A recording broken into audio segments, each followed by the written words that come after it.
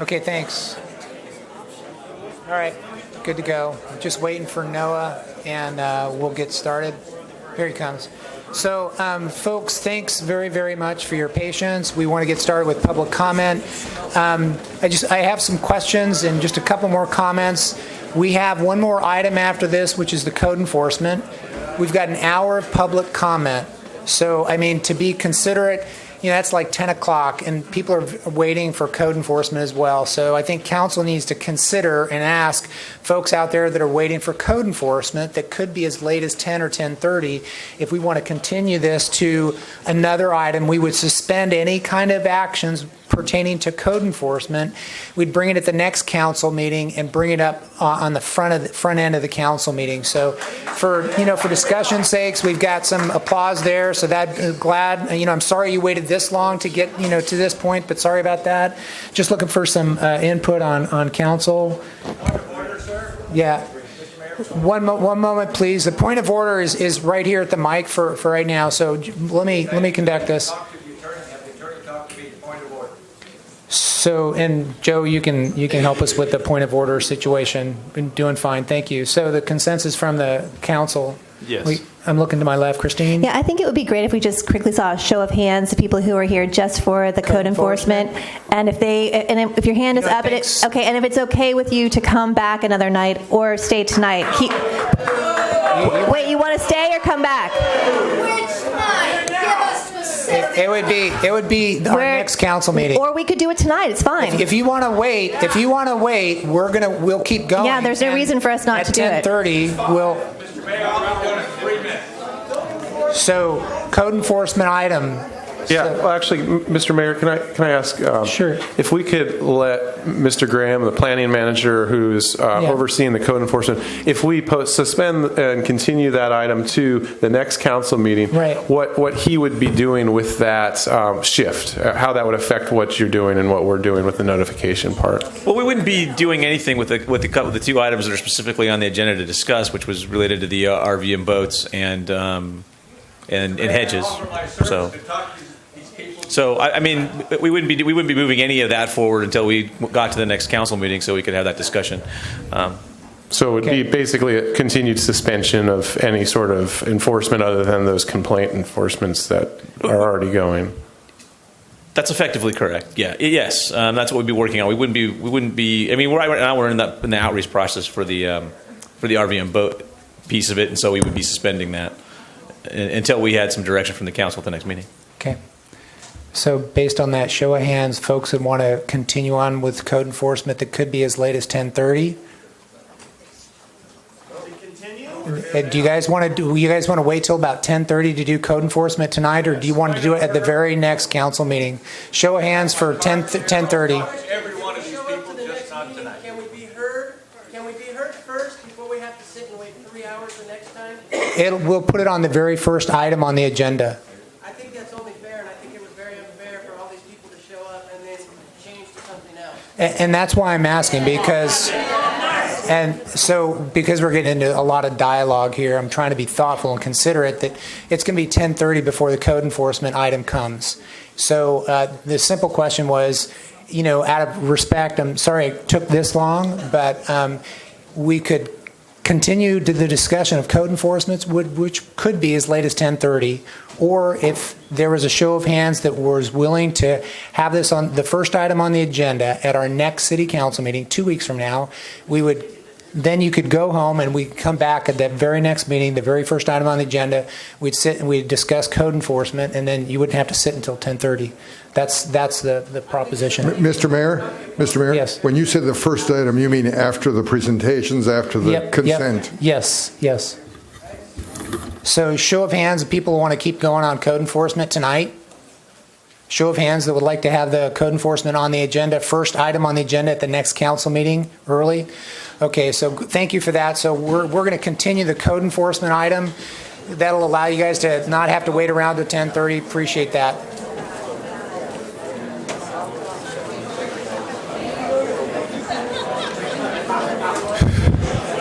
How limited are we going to be on our talk? After everybody leaves, we'll have 3-minute public comment. What's the date of your next meeting? next council meeting, the 22nd. Next city council meeting is March 22nd, 6 p.m. Yes. Okay. I'm sorry, I couldn't hear you. We wouldn't get to it till 10:30, and I was just trying to be courteous.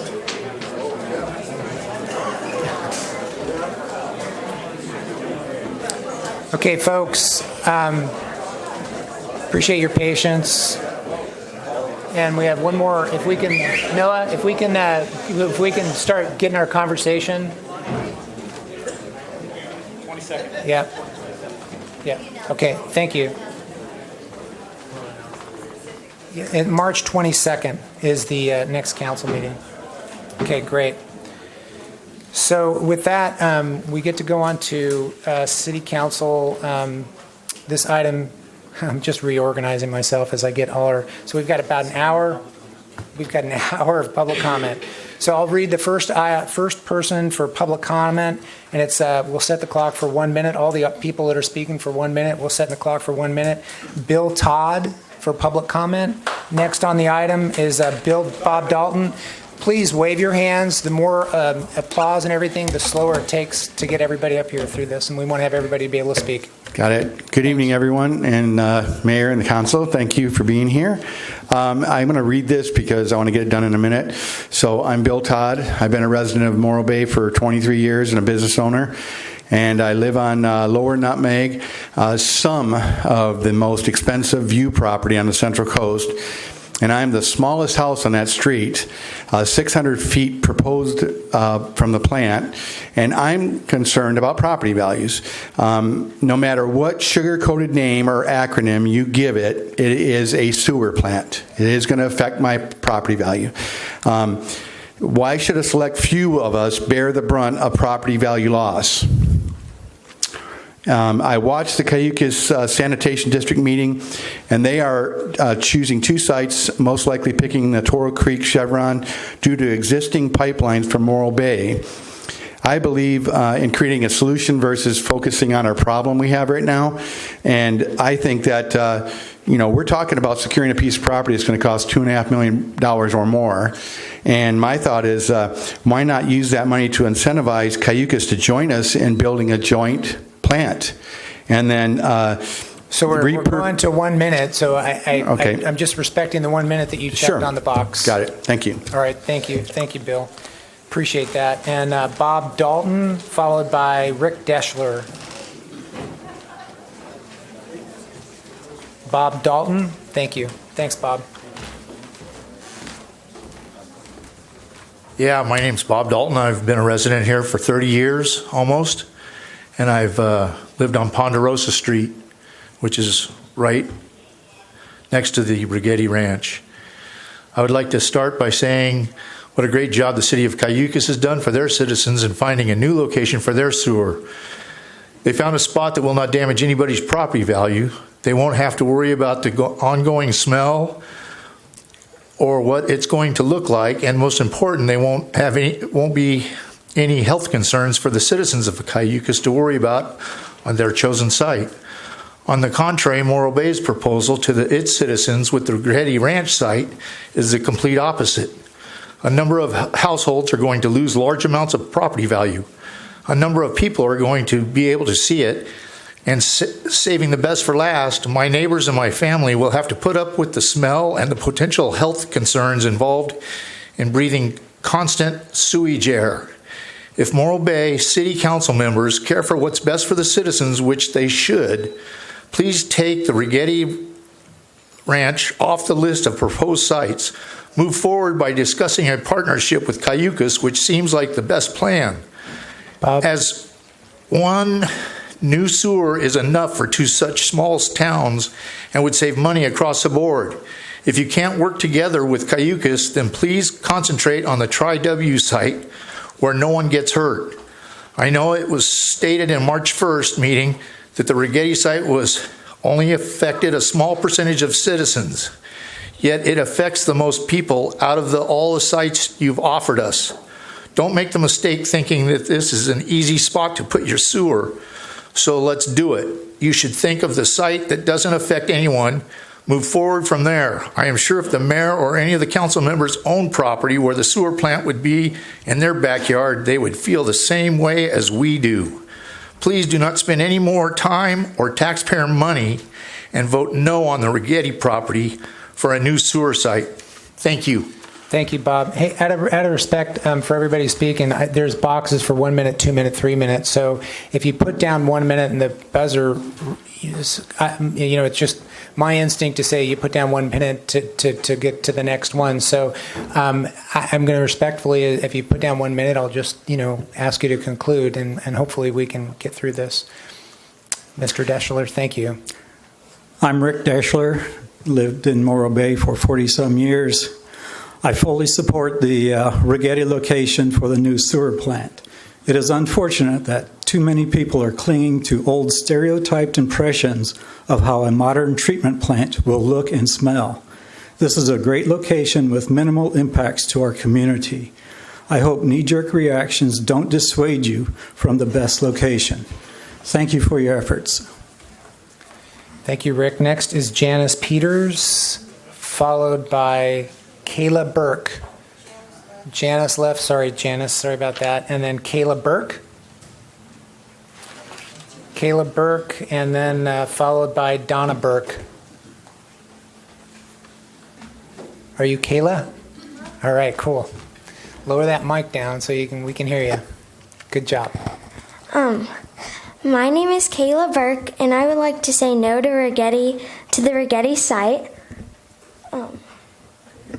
Nature. We need to keep the nature preserved. It is not fair to the animals in living life. It is not cool. We do not want everything to be developed. Do not put a sewer on beautiful agricultural land. We need nature. Right now, out of my bedroom window, I look at Rigetti Barn. I and others do not want to be looking at a sewer. No one wants to look out their window and see a sewer, or smell a sewer, or breathe in toxic air. And here's some pictures.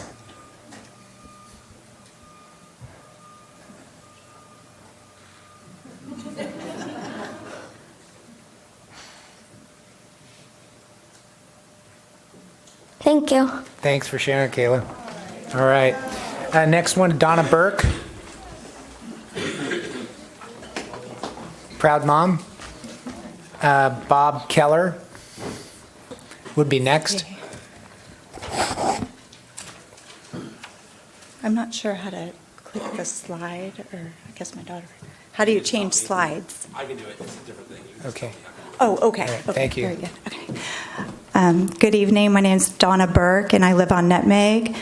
And I'm going to be editing a couple of this to make it under 2 minutes so that I can take my daughter home. Summation of the WRF-CIC meeting. Numerous upset Morro Bay residents protested WRF at the Rigetti site.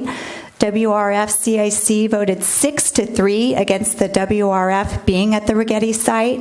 WRF-CIC voted to examine Tri-W and Chevron to the same degree as Rancho Calinga and Rigetti for 60 days.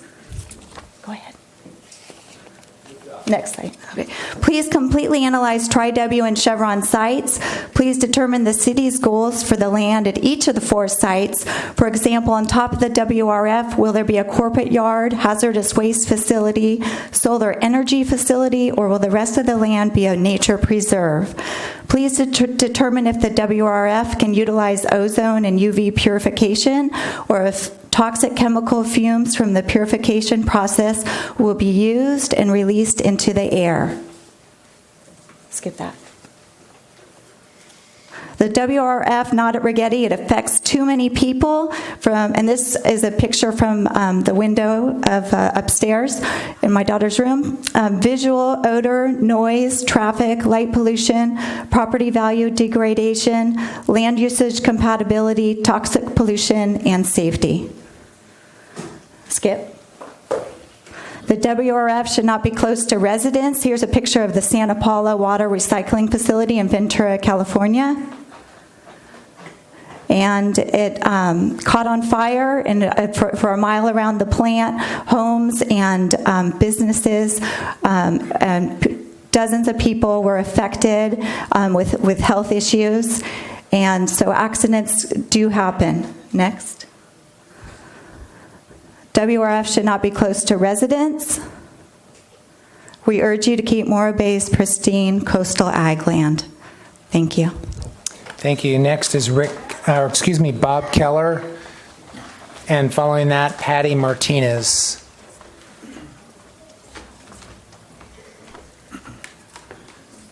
My name is Bob Keller, Morro Bay. First of all, I respect all the concerns of all Morro Bayans. We have a big parcel at Rigetti, and I think we can make it compatible where we can conceal this plant in some way where it's not obvious to the neighbors that can see it. Maybe this could be something that can be discussed in a few days. The city has been looking for a site for our new water reclamation facility since 2013. The Rigetti property reclamation facility was one of the first sites considered. We had many meetings and workshops, and all open to the public via TV, newspapers, posting at City Hall, and on the city website. After considering many sites, we narrowed down to the Rigetti and the Rancho Colina sites because cost, environment, land availability, and fatal flaws were considered, especially number one concern, cost. Rigetti was highly considered, and before the city could negotiate, it went off the market. Therefore, we concentrated on Rancho Colina. Then, when the negotiations broke down on the Rancho Colina site, the Rigetti property came back on the market. This gave the city a second chance, maybe a last chance. It has many more options than any parcel that we've been looking at, considering cost, size, our timeline that we have, and the closest to the city. And also, if Kaikus decides to join us, Morro Bay, this could be a little bit closer for them too. Anyway, thank you very much for my time. Thank you. Thanks, Bob. Patty Martinez, followed by Jacqueline Mario. Hello. My name is Patty Martinez, and I live on Lower Nutmeg, and I've never spoke to a city council before. 28 years ago, we brought our home up on Nutmeg, which we had to rent out until 8 years ago when we were able to retire and come here. Half the reason we bought it was for the back view, because it is so beautiful back there. And we were told that that would be ag land and they would never do anything with this. So that's the way I've been feeling for 28 years. And then I get a pamphlet on my doorstep that tells me they're going to have a neighborhood meeting about the Rigetti property. Now, I don't go to city council meetings. I don't look at their agendas. I don't go to these other subcommittee meetings. So I was totally shocked. And so was everybody else that lives up there. We had no idea that you were considering Rigetti. And then we hear that you already put $25,000 down on it, and we still didn't know. So these kind gentlemen over here took a lot of abuse at that meeting, and a lot of it was frustration because we honestly did not know you were even considering Rigetti. So that's where a lot of our anger comes from. My issues are on Lower Nutmeg, I'm 900 feet from that sewer facility. That corridor, 41, as you might know, has 70, 80 mile an hour winds come through there from inland. Very, very powerful. You tell us no odor, but we don't know that for sure. Someone did a study and says if you live near a sewer, 20 to 50% of your property value will drop. So that has me concerned as a retired person who may need the money from there to support myself in a old age facility. I'm going to have to ask you to conclude. That's fine. I've said my piece. Thank you. Thank you very much. You did really well on your first time at public comment. Thanks, Patty. Jacqueline Mario. Good evening, Jacqueline Marie, and I'm a longtime resident of Morro Bay's Nutmeg Avenue. I'm strongly opposed to the location and proposed destruction of the historic agricultural zone Rigetti Ranch to be used as a sewer plant site. There are many negative issues, such as the destruction of a sensitive environmental zone. The Rigetti Ranch site has 2 blue line streams as well as an active spring. Also, the Nutmeg Ridge Line is immediately adjacent to and dependent upon the stability of the land at the Rigetti property. In addition to being unstable, it sits directly on an earthquake fault line that runs along Nutmeg and down into Rigetti and then further onto Rancho Colina. We're also talking about the destruction of the gateway into our city, the destruction of prime neighborhoods view shed, causing losses to real estate values, noise, traffic issues, and also having a construction zone for years in our backyards, and unknown environmental hazards as well. I urge the council to re-examine the Tri-W site and the current sewer plant site. I would hate to wake up and see a cyclone fence in my backyard. That is not what I would call a good neighbor. Thank you. Thank you. Jim Lyons, followed by Judy Newman. We're on 2 minutes. Thank you. Jim Lyons. I got notified of the 25th meeting of last by the Bay News, which came out on the 25th. We had a nice long discussion, and everybody was really upset. I went back subsequently, and I read every bit of information that I could find on the website. I might mention the fact that I've been an engineer for 35 years, and every Navy ship out there was personally inspected by me, from the strainers down below all the way up to the tops of the antenna. From your own workshops, I quote, Morro Bay sites. Chevron is the best site. Morro Bay Highway 41 sites. Now, this is from August 15, 2013. Rigetti site is a bad site because of visual impacts, and it's a bad location for reclamation. It's your own report. The next report comes out, and it's from, I guess it's the October. Yeah. The May 8th, 2014. And that report says Rancho Colina, number 1. Tri-W, number 2. High suitability for Tri-W, moderate to high suitability for permitting requirements, and there's a whole host of reasons why Tri-W is there. Rancho Rigetti was listed as number 3, and the Gliani property, I guess, has been sold or is not available to anybody. My wife has written a letter. We gave it to John. I'm not going to read it. It would be best read offline. But in any case, I'm looking at all the discontinuous things from all of these reports, and nothing is consistent. Every time I get another report, something changes. I might mention one more thing, and that's La Conchita. La Conchita had a geological survey, and out of that geological survey, everything was copacetic. 1 year later, the whole hillside slid down. I walked the hillside here. I walked out at Sir, you the put down Colima 2 site. minutes. I'm going to ask you to conclude. Okay. Thank you. And I can tell you that's an unstable site. Judy Newman, followed by Amos Acevedo.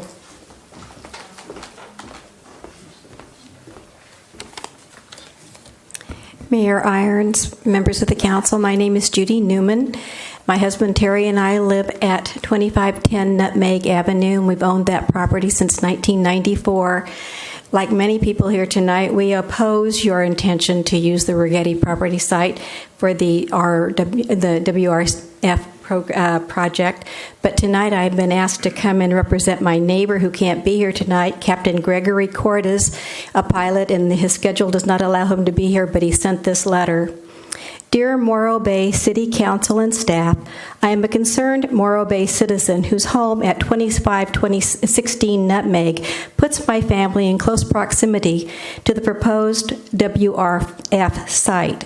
Strong citizen resistance to placing the WRF on the Rigetti property should come as no surprise to the Council when one looks at what has been presented to the surrounding neighbors. Number one, contrary to the experience most everyone has had with ugly, foul-smelling sewer plants, we are being told, trust us.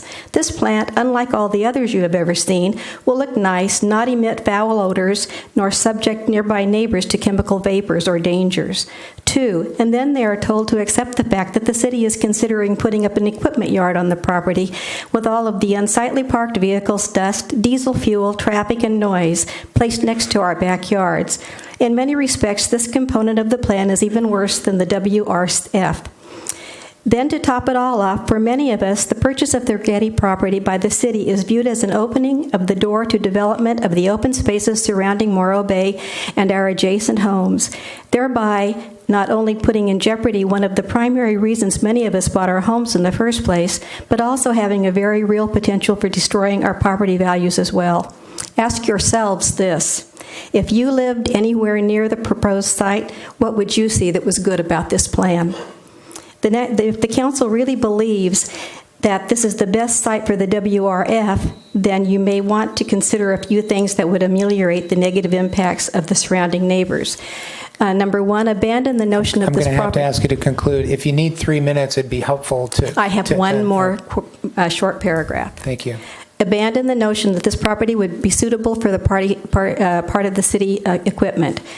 Make ironclad assurances within the language of the permit itself that the Rigetti property would be deeded and preserved as open space for perpetuity and that the project would not be allowed to be a growth-inducing incident. Furthermore, make it part of the city's general plan that no other than the WRF or no further development would ever be allowed on the Rigetti property. I appreciate your time and consideration, Greg Cordes. Thank you. Thank you. Amos Acevedo. Linda Warwick.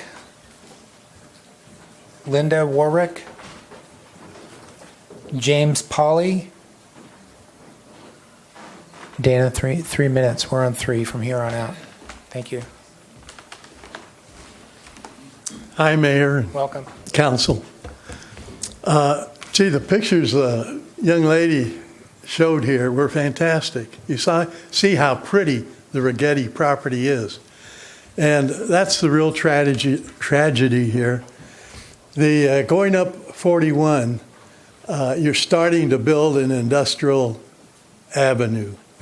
And it's so pretty going both ways, and it's an entrance to our city. I think it's a real tragedy that you're thinking about putting anything there. The other thing is on the Chevron property, times have changed in the last couple of years since you talked to anybody at Chevron. And I'll bet you they'd really welcome any kind of offer you'd make on the Chevron property. They're selling assets. They're selling their equity. They may be forced to cut their dividends. I mean, those oil companies are hurting. What an opportunity you have. And they'd be happy to see it. The other is, when you talk about your project, you always split it in two. I guess the first part you put up, which is a sewer plant, it comes out type 2 result.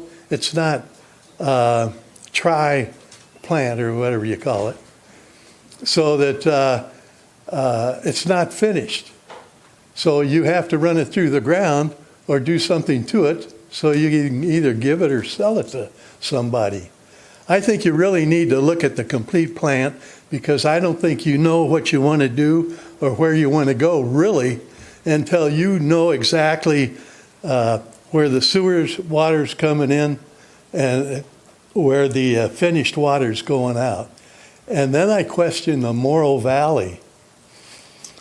I saw on TV the gentleman, the expert, that talked about, you injecting water into that property where it meets down by Main Street, the creek.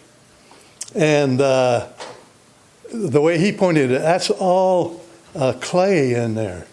And it's got pockets in it where the water that comes down sits in. And so, like you mentioned, how many wells are you going to have going in trying to drain those little pockets? And I don't know that you're going to have any success in Morro Valley. So I think the big thing you need to find out is, where is there a place that we can get the water to and that we can inject into the ground, or in other ways get rid of that water. I guess there's so many things, I can't think of them all. Okay, thank you. Thank you. Terry Simmons.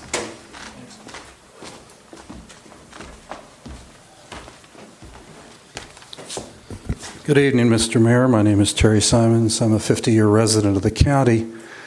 I came to this meeting tonight with the perfect trifecta. I had all issues on all three items. I've been, and as a matter of disclaimer, I should say that I have no interest in this project, even though I have 35 years of development planning and facilities planning. I have a general engineering contracting license. I've done over $500 million of this type of projects and others. I am not associated with this project in any way. My goal is to retire, move to Morro Bay, and have enough water in the house that I'm moving into to where I can have a small garden. My girlfriend and I are getting married here soon, and quite frankly, I'm tired of saving water from every shower to put into the toilet so that we can keep enough water going in our house. I think that there are a few residents, no matter which site you choose, that will be affected. That's just the way these things are. I think that failure to expeditiously develop and solve the problems associated with both water and sewer, you only have to look at Los Osos and its 35-year nightmare of dealing with these very same issues, not well planned out, and argumentative issues when one batch of residents fights with another, to see what a nightmare a small, inexpensive project becomes a multi-$100 million project in no time at all, even if it is 35 years. I have a couple of just random thoughts. I have a new thought for the day. It happened to come along. I was reading some materials. I don't know how it actually fits in here, but I've decided that I'm now a high technology agnostic. I question technology. I live it. I love it. I deal with all the technologies. I know package treatment plants. I know they're wonderful. They have come a long ways in the 60-some years since the city of Morro Bay built its first sewage treatment plant. I appreciate, because I do this all the time, I can tell you've got a staff that has thought this out. I've worked with Rick over the years. I know his qualifications, and I know that you're getting good information and it's being well presented. These are not easy problems, and they're not easy to solve. Technical flaw. One little question that I do have some experience.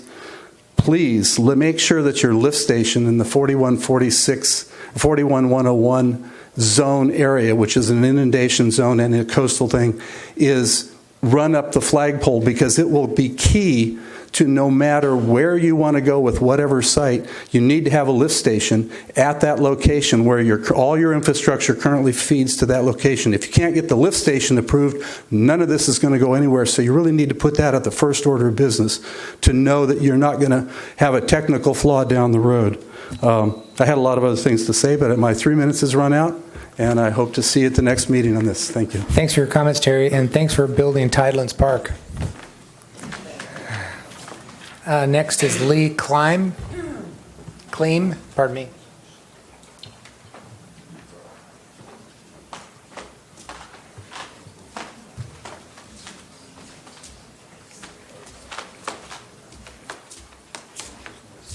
Lee Kleem, and then Climb, like Bart, climb a tree on the Kleim, card, sir. okay. Thank and then you. Bart Beckman is following Mr. Kleim. Okay. I tried to hand Sergeant at Arms, are you? Who are you? I'm Chief Christie. Hi, Chief Christie. How are you? Chief Christie handed the request to the attorney of record. He fingered me over right here, and he said, you can only have one. I've got 5 or 6 different items, sir, to address to all of the council, but I'll try to make it brief. Okay, listen to him, please. On this piece of paper, Dana, at the instruction of trying to track this gentleman down for 5 days to give him the information that would have saved all these people a lot of time. I have CDs, taken the time out of visiting with my wife who came over, and I'm not even going to dinner tonight at 7 o'clock because I've been on it since I was noticed and got that one piece of paper. Who gave me that piece of paper? Who put it on my doorstep? Anybody know? Okay. Anyway, that's the only notice that I've got. And I'm here, there, you got my cell number and won't return a call since when? It's on your phone record because I got a note. No. On that ID that I gave you from your office, I noted the closeout the same day and the number of times I've made to people that are responsible to you, sir, in this Levick? Where is he? Is he here? He's gone. Oh, hi. It's noted there too. And your code enforcement officer, what's his name? Is he here? I don't have that piece of paper. But me trying to communication to your organization, sir, attorney, listen to me, please. All right, back to you. Handed to the city attorney. It's for the record. Let's go back again. Sergeant Arm. What's your name? Okay. Mr. Back Klein? to him. No, wait a minute. Can I have more time, please? Thank you, Mr. My point is, I'm going to hand all this stuff, because the attorney wouldn't take it. He wanted to split it up to shut me down. I would like to hand all this stuff to you. I've got recordings of all 3 meetings where there is conflict, sir, between you. Which meeting at Cayucas did you attend, sir? The 18th? Okay. I have it here. You need to take a look at it and check what you said under oath. And check with the attorney, because he should have that too. There was a gentleman here in conflict that gave you misinformation. You agreed you were there. They have a spreadsheet on every item that you're talking about these people for the last 19 months.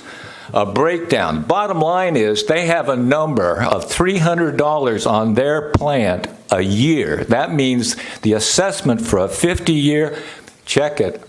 Mr. Klein? Yes. Your 3 minutes have concluded. I have more time? No. Okay. I'm going to deliver all the documents to you, then right to your desk, and make sure that everybody that's in these 3 CDs gets an answer. Bart Beckman. Did you hear me, sir? Yes. Everybody that had a question at the last 3 meetings, I'm going to give you the CDs. I'd like to take, okay, here you go. All right, cool. Let's do it over here so we can keep going with the meeting. That'd be great. Good, so I can go to dinner with my wife. That'd be awesome. Come on. Yes, it would. Thank you very much for allowing me to take my time and deliver it and get a receipt for everything delivered.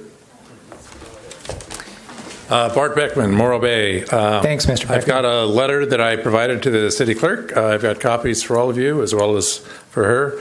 I'm going to probably jump around a little bit based on the information that was presented here today. So I'm just going to touch on a few things with 3 minutes. The first item, just going through here, is that while the project is called the Water Reclamation Project, virtually everything that had been discussed up until tonight has been about the sewer. When staff was asked at the 25th meeting, they basically is like, well, really, we're really not sure about the technology. We really didn't have many questions. If you look at the notes coming out of those 2 meetings, there's literally nothing about water reclamation. In the presentation online leading to tonight, there was literally nothing. Tonight's presentation started talking about water reclamation. you asked some really good questions, some very good questions by Mr. Heading about what's going on there. That's really the kicker here. We've got a water problem. We've got to deal with the sewer, but we've got a water problem. I was very impressed with the Citizens Advisory Group. Really sharp folks. We need to use them more. I'm not sure how they even play into this because you basically rejected their opinions. It was 6-3 against Rigetti. 2 of the 3 were not real happy with it, but they were kind of going along with, I guess we got to make a decision. 1 was very much in lockstep with what you wanted him to say. But it was, you didn't put the 6-3 vote, as was said in your notes. You put the 5-4 vote.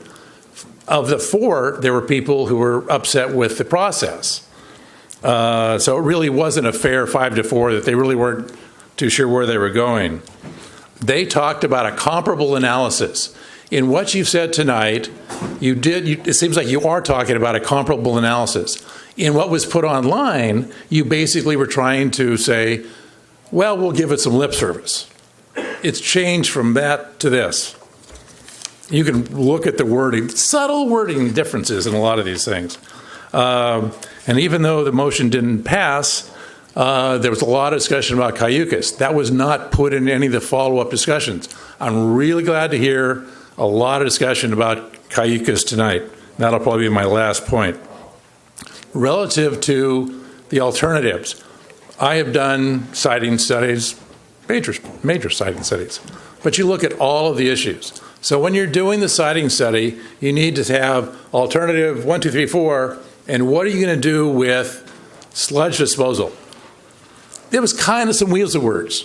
Part of we're probably not going to do it, but it wasn't, we absolutely aren't going to do it. Sludge disposal. Are we going to have a solar plant? Apparently some want a solar plant.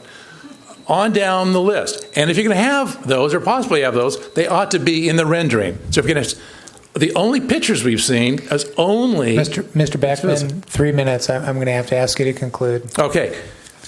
The opt-out, we need a mediator with Cayucas. This is a marriage. I'm not blaming either side. We've got to get resolution with Cayucas. Thank you, Mr. Beckman. Bill Martoni, followed by Mary Jo DeCio. Hi, good evening. Bill Martoni, Morro Bay. I think the main issue is with the Rigetti property, with all kind of the outpouring of people that are against that site or the potential. And the other site, the McIlvain site, not looking real promising at this point. You need to restudy, or the main thing I think this evening is to take the 60 days pause and look at the other 2 potential sites, the Chevron site and also the Tri-W site. And I want to make a couple points. The Tri-W site was never studied. And I know I've said this in the past. What was studied was a 17-acre parcel where the seashell community was. The actual 158 acres, I think, the Tri-W site, which is inside the city limits. It's an excellent site. It butts all your infrastructure. It has good access.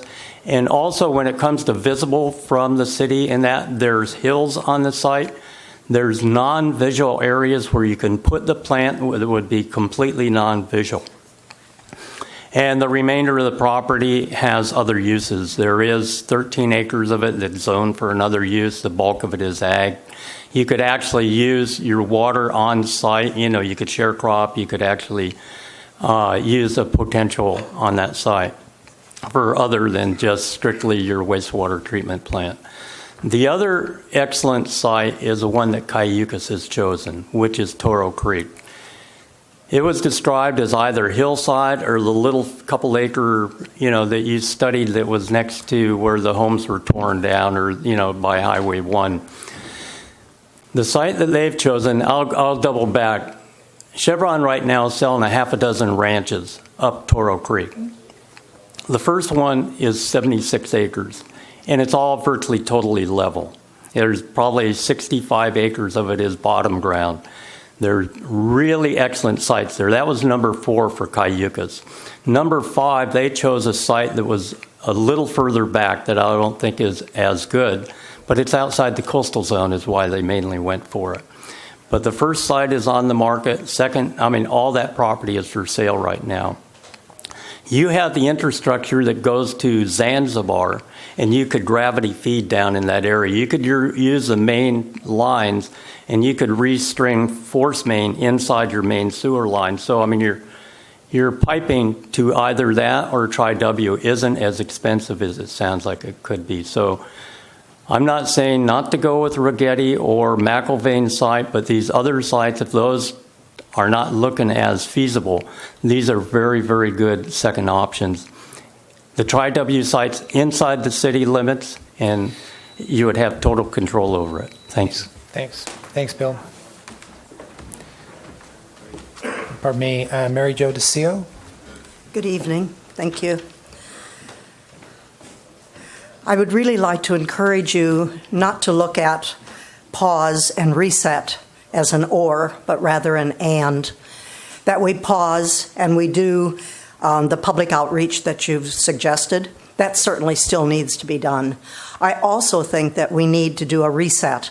As a gentleman just previous mentioned, there are other sites. We need to take a look at the sites we've already examined and look at some new options because the Rigetti site is non-desirable. In terms of money, yes, time is money, and delays, especially long delays, will increase the ultimate cost of the project. But if we have lawsuits and we have delays where maybe our reports have been insufficient and we have to go back and redo them, or we have to change in midstream, that's going to cost a whole lot of money too. So I encourage you to think very carefully before going forward. In terms of the Coastal Commission, they've asked us to look at visibility and neighborhood compatibility. The Rigetti site impacts more homes than any other potential site in this report. The homeowners in that area will overlook from their kitchens and their living rooms and their decks and their bedrooms a sewer plant. And that's undesirable. That is not neighborhood compatibility. If we looked at the Tri-W site, we should keep in mind that it is a Highway 1 location. That is already, we have commercial enterprises such as gas stations, storage yards, auto repair. These are compatible and would be more compatible than the Rigetti site. We also have a vehicle roundabout. We have other commercial land uses that buffer the city from the Tri-W site. The distance from the closest residential property to the Tri-W site is about 1,600 feet. But at our last meeting, we found out that the distance from homeowners to the Rigetti site is about 600 feet. That's a substantial difference. With Tri-W, there are potential opportunities to decentralize reclamation that goes to both the Morrow and the Chorro valleys. It is a unique site in that regard. It is easier to deploy equipment if a yard were installed during everyday work days and emergencies if need be. The city yard would be central to the city. It would cover possible closer coordination with other city services. I'm not desiring a yard to be put on the site at Rigetti. I don't want the Rigetti site, but if the yard has to go somewhere, let's find a place where we can put them together and it is buffered and is in a zone that is already compatible with that use. Thank you. Thank you, Mary Jo. Next is Tina Metzger, followed by Alice Kolb.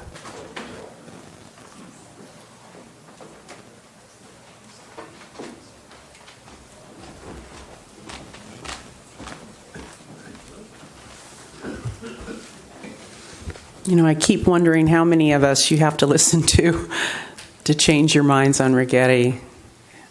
I just can't believe it. Honorable Mayor and members of the council, I'm Tina Metzger. I live on Nutmeg.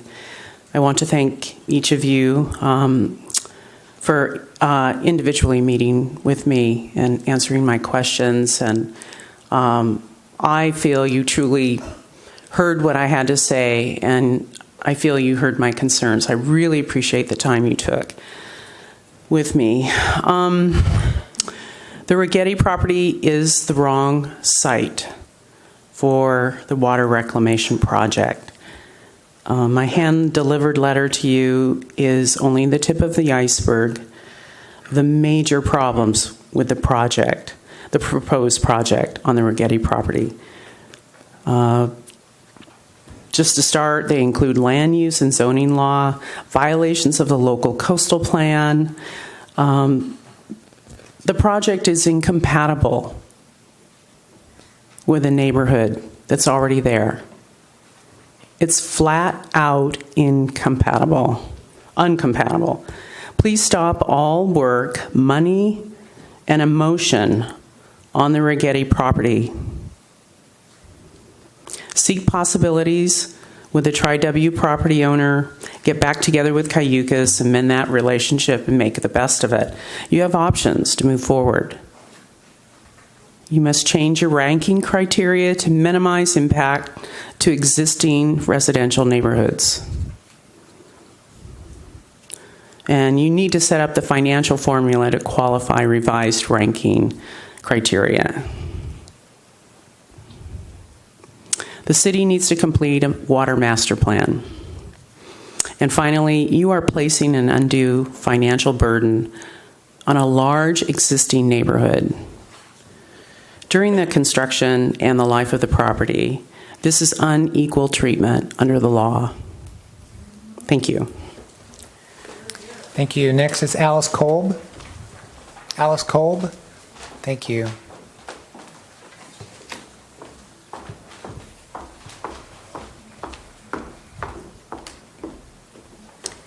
I live on Ponderosa Street and have done so for the past 40 years. I was very disappointed to learn that the city now considers the Rigetti Ranch as the preferred site for the new wastewater treatment facility. The committee's most recent report states that it's now the preferred site because of the cooperation of the property owner and his willingness to sell the entire property to the city.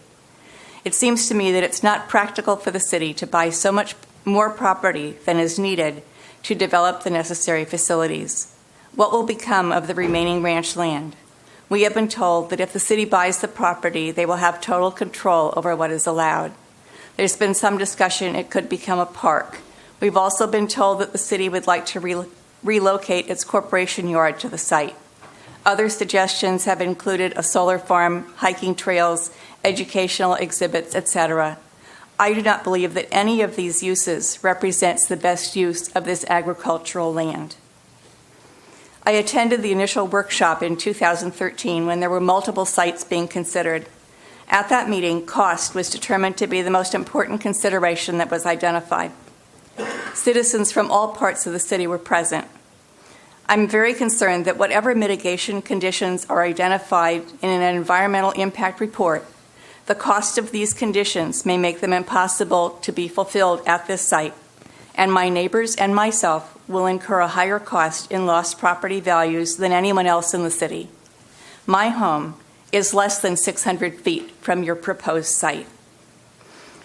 I would like to encourage you to seriously reconsider sharing a regional facility with Cayucas, because if we can continue on our own, our part of the county will then have 6 independent water treatment facilities: San Simeon, Cambria, Cayucas, Morro Bay, CMC, and Los Osos. No regional facilities will have been created. I would also like to encourage you to seriously reconsider the Tri-W site. Is it possible that both the Morro and Choro wells could benefit from treated water from that site? With changes at the Coastal Commission, the city should also explore whether an upgrade to our current facility would be acceptable and not approach that commission asking it to deny a permit. If you vote to delay 60 days in making a decision, please use that time to address the concerns of the neighborhood in a serious and in-depth way. I reviewed the minutes of the advisory board meetings and noted that most of them, there was no public comment. I also noted that the time of almost all the meetings was 3 p.m., making it extremely difficult for members of the public to attend and be absent from work. Watching the videos is very time consuming, and reading detailed minutes would be preferable. So it's therefore discouraging to people who want to be informed. I did not attend meetings between October 2013 and February 25th, 2016, because I assumed that the Rancho Colina site was the one being pursued. I'm going to have to ask you to conclude. Okay. So that was my mistake, not following more meetings. And I didn't feel an urgent need to be part of the process at that time. But the notification for that meeting was totally inadequate. Thank you, Alice. Robert Churley? Church? I'm sorry. Pardon me. Come on up. Thank you. Yes, sir. Followed by Ed Sylvester. I called my cousin who lives in Clovis, who is a civil engineer, and talked to him about their sewer plant. He said there will be no odor allowed out of the plant. He said the only use that you could do with that water that they treat is in landscaping. It is not allowed to be used for either fruits or vegetables. And you say, so therefore, and you're talking about farmers that want the water. I've talked to a farmer, it's a avocado farmer here, and he says they do not want the water. I know where you could use the water, though. Del Mar Park. The cloisters and their landscaping, that it is acceptable. Or if the water is perked into the aquifer. It cannot be injected into an aquifer and then used, according to my cousin. And I'm sure he's done a lot of work there. The other thing is, I think we really need to try to get together with Cayucas. We have a neighbor there. We don't want to be another Los Sosas that starts getting lawyered up and fighting this thing for, until it becomes really a huge cost to everyone here in town. And the other thing I feel sorry for is people that have paid huge amounts of money recently for their houses and have property taxes that are up $600 a month for a property tax, which they'll never pay off. And now they're going to have a water bill, a big cost in this sewer thing. And we need to keep it strictly sewer, not try to put the water in there and the place for the equipment. But so I wish you would really consider, check into what you're doing here. I think you're doing what they have in Clovis is unacceptable. I can't understand why it would be acceptable here. Thank you. Thank you, sir. Ed Sylvester's for code enforcement. Ed Sylvester? Yeah, Ed Sylvester, residents. I've heard everything but except one thing.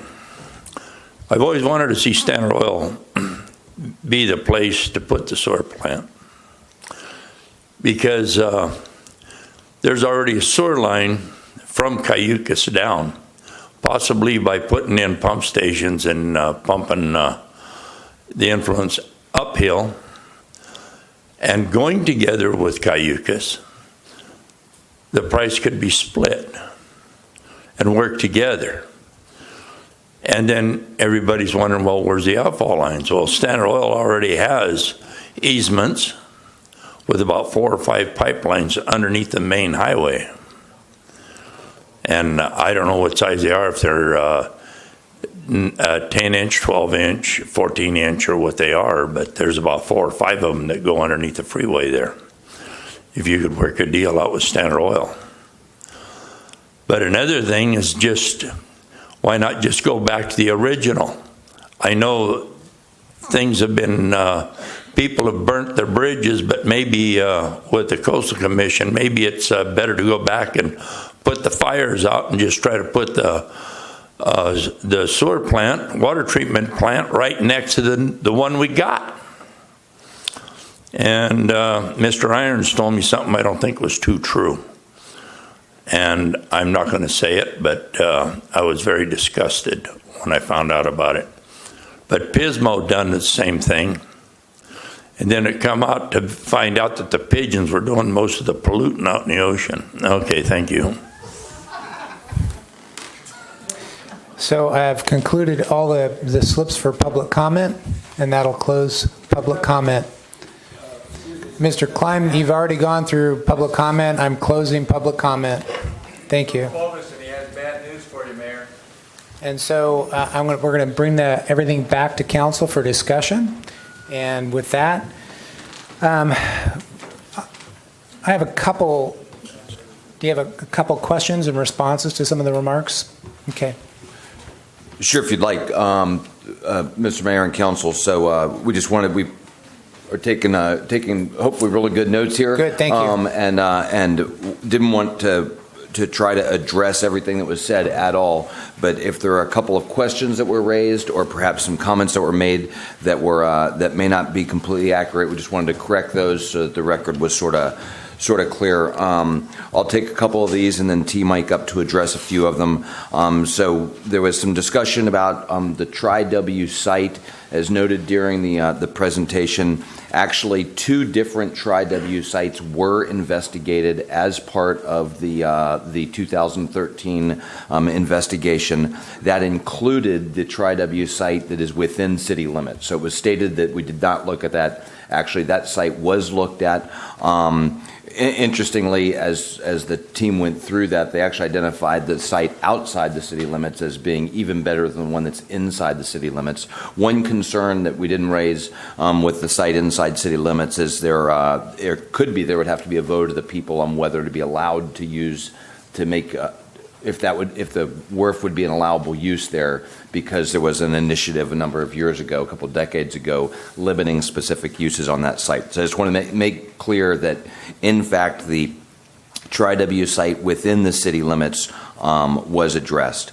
Mike and I are going to go back and forth here. Mike, if you'd address health concerns and toxic fumes. Sure. So most of the chemicals that you'll see at the wastewater plant would be in one of the largest quantities is bleach, sodium hypochlorite. Everyone should also keep in mind that operators are there at these facilities all day, and so there aren't in terms of toxic chemicals or or industrial cleaners and that sort of thing.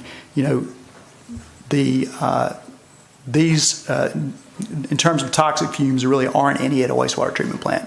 Type of chemicals being used.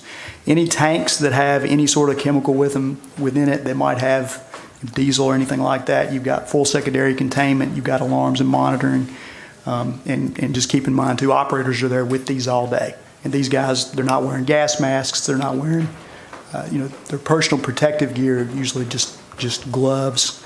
They're moving stuff around, some eye goggles. So really the toxic fumes aren't a real risk, aren't an issue. Good. So I wanted to have Mike address that, because the health concerns were brought up by a number of folks of the potential of health concerns from the proposed new site, and it's important to recognize that, and that the existing wastewater treatment plant is actually adjacent to the high school and adjacent to more homes than any of the other suggested sites. There were 2 different discussions or notes about what the WRFCAC did or did not vote to do. There was 2 comments made on a 6-3 vote of the WRFCAC to reject the Rigetti site. That is, in fact, not true. The WRFCAC voted 6-3 to recommend to you a 60-day pause in order to do additional public outreach on Rigetti and Rancho Colina, and to include reanalysis of Tri-W and Toro Creek. But it is not correct to say that the WRFCAC voted 6-3 to reject Rigetti. Mike, if you would address the Santa Paula fire, please. Sure. And that one could be confusing to folks that are seeing that on television or reading the news stories. So what we saw there, the initial picture we saw of the nice architecture, that's the Santa Paula Water Reclamation Facility.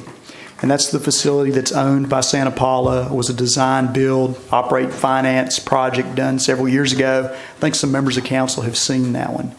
Where you saw the fires was a facility called the Santa Clara Wastewater Company. That's a separate facility. It's owned, privately owned, and it received industrial waste from a bunch of different petroleum producers, all sorts of different sources of waste. There were, I believe, the last I heard, there were 2,000 or 3,000 different manifests, meaning 2,000 or 3,000 different haulers or different types of waste coming in there. And so what happened is there was an accident at that facility. It's completely unrelated to any city facilities. It was privately owned and is located in Santa Paula or right outside Santa Paula, but is a separate facility.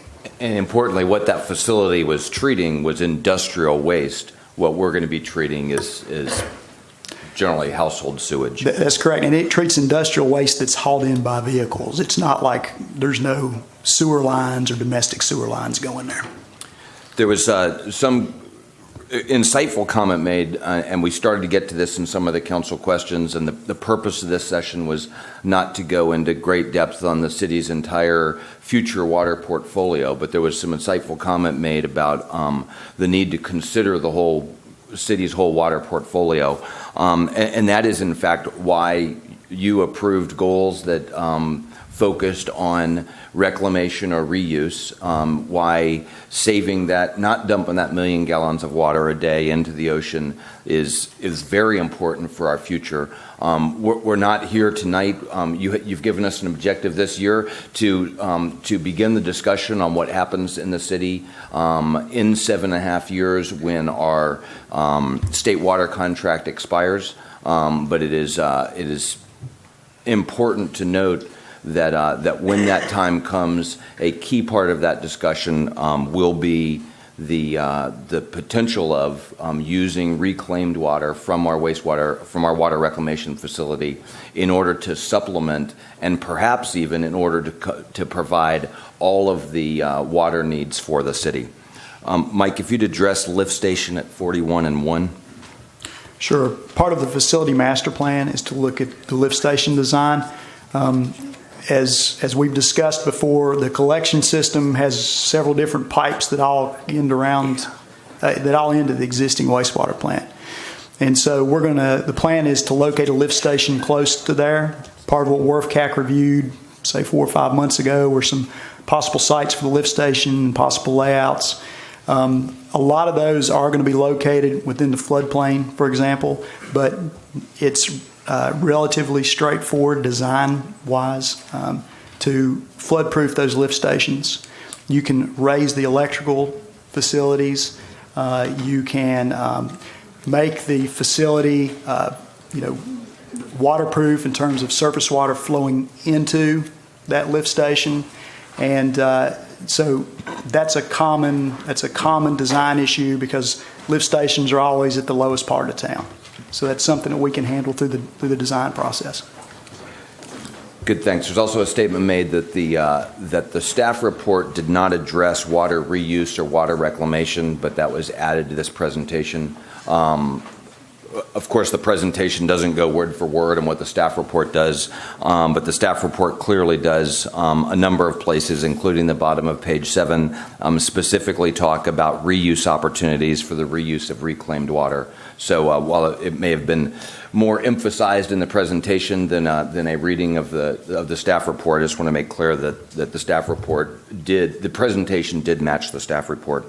John, if you'd address the question of how Rigetti ranked in the December 2013 report. Yeah, I think the question was in the May 2014 report that looked at Rigetti, Rancho Colina, Tri-W, and Giannini. Statement was made that Rigetti ranked 3rd out of 4. Actually, it ranked 2 out of 4 behind Rancho Colina. There may have been an error somewhere in the report. That's possible, but the overall conclusion was very clear on that point. I'd also like to just correct one statement relative to what the vote on Tri-W actually was 5-4 on the let's go for the 60-day pause. That's my recollection. I could be wrong, but I think that's correct. There was also some discussion right near the end about the Clovis plant and what it does or does not do. As noted, the Clovis plant was constructed in 2010 as a purple pipe plant, or as a plant that was designed in order, as was stated very accurately, it was designed to produce water for irrigation. And not for agricultural irrigation per se, but for irrigation of green space, of golf courses and those things. That was the design of the plant. The same gentleman also noted that the plant does contain odors. So as stated, our proposed plant using similar technology, base technology, would also likely contain odors as well as or better than the Clovis plant. But as we all have agreed, we are going to treat water to a higher standard, not to be used for purple pipe, which is general irrigation, but to the standard required either for agricultural reuse. And we've had multiple conversations with growers in the Morrow Valley. We know what the requirements would be, for example, to remove the additional salts to be useful for avocado farming. It's different for other farming, but the Clovis plant was specifically designed. It does have a completely enclosed system. It was designed for basic irrigation. Depending on the water reclamation plan and the water reclamation decisions, the additional treatment that we do will allow for either agricultural use or injection into the aquifer, and that you can, in fact, and it is often done, use injection wells to inject water into the aquifer. And that has to be treated to a certain standard, and that standard is different than, for example, used for agriculture. But we just wanted to make sure that was clear. And then, Mike, if you could address the potential reuse or use of the existing pipeline between Cayucas and Morro Bay as not having to lay new pipeline in order to get to Toro. Sure. So regarding the reuse of the existing pipelines, so Cayucas does have a force main that ties into the gravity sewer system, but that's a force main sized for a community about the quarter of the size of yours in terms of that force main size. So your ability to shove that water back up that pipe is not likely. You're going to have a larger force main. The other concept that someone had suggested was perhaps laying a new force main within the existing collection system from the existing plant out towards where Cayucas ties in, then tying into their force main. So by doing that, what you've done is you've reduced the capacity of your trunk mains to get the flow down to that location. And so that's not something we would advise either, because you do have some very high peak flows and you don't have a lot of room left in those trunk mains, if you can envision them as a ring inside of a ring. The other question too that came up, the possibility of using an existing outfall out towards Chevron to get rid of the brine. So a couple of challenges there are getting a new outfall permitted, or an existing outfall that really wasn't designed to mix brine from a wastewater plant, and getting that permitted would be a significant hurdle, and some would say a fatal flaw if you had to build a new outfall. And the idea that you've got the existing outfall is a huge resource to you for water reclamation, because it gives you an opportunity to export salt, basically. And getting some issues that might come up with those existing oil pipelines or outfalls. Condition of outfall, condition of some of these oil pipelines is a real issue. We've explored it elsewhere. Finding them sometimes is a real challenge because records aren't so great. And what we've typically seen after looking into this is you often wind up laying a new pipe in the existing easement. So we think your best opportunity, and what we understand Cayucas is planning to do, is come back to the ocean outfall. Okay, I think that addresses most of the questions and some of the facts that we heard. If there's anything we missed that you'd like us to address, we're happy to do that. Any questions to follow up from council? Ms. Johnson? Just simply two things I wanted to really quickly clarify. I heard at one point someone asking us if we're going to use ozone or UV purification in the treatment process. And, okay. I thought that was, the question was, are we going to use ozone or UV purification in our process? We definitely will if we do groundwater recharge, or indirect potable reuse. So if we inject into the aquifer, that's a requirement. Okay, and then the other question I just wanted to follow up really quickly, and we talk a lot about Tri-W, everyone at public comment, well, not everyone, but frequently it's been mentioned. And I just want to clarify, do the portion that's in the city limits that is not under city control, or am I totally mistaken and we own this parcel? My understanding is we don't own the parcels in Tri-W, and currently there's no pathway to acquisition as far as it being available on the market as was Rigetti, or the potential we have to negotiate with Rancho Colina for a available parcel. Can we just get any response to that? Yes. So it's true that it is not owned by the city. It's about 177 acres just north of the Morro Bay and Highway 1 interchange. It is privately held. And we have not actively engaged the owner to see if they're in. It's not on the market per se. There's no sign up. We have not actively engaged the owner because it was dropped off the list of best sites over 2 years ago. Okay, thanks. I just wanted to clarify those things. Any more questions? Yeah, I do have a question. Matt? I have a question. In terms of say, for instance, and I know if we do go ahead with the 60-day waiting period or investigation period, in terms of recharge from the Tri-W property, what would have to happen? Would a new pipe have to be run from the Tri-W property back down? If we were going to go with what is, as you were saying, the best property to recharge is the Morro Valley, would we have to run another pipe, or could we use existing infrastructure? We'd have to run a new pipe. Can you explain in my simplistic manner, but I mean, why? Yeah, no problem. So the reason is if we bring recycled water back from the Rigetti, from Tri-W back to Morro Valley, then you would, if you used an existing water line, for example, you would have to dedicate that water line just for recycled water. And you would have to valve it off so it would no longer be part of your system, because you couldn't have that water commingling with your distribution potable water, if that makes sense.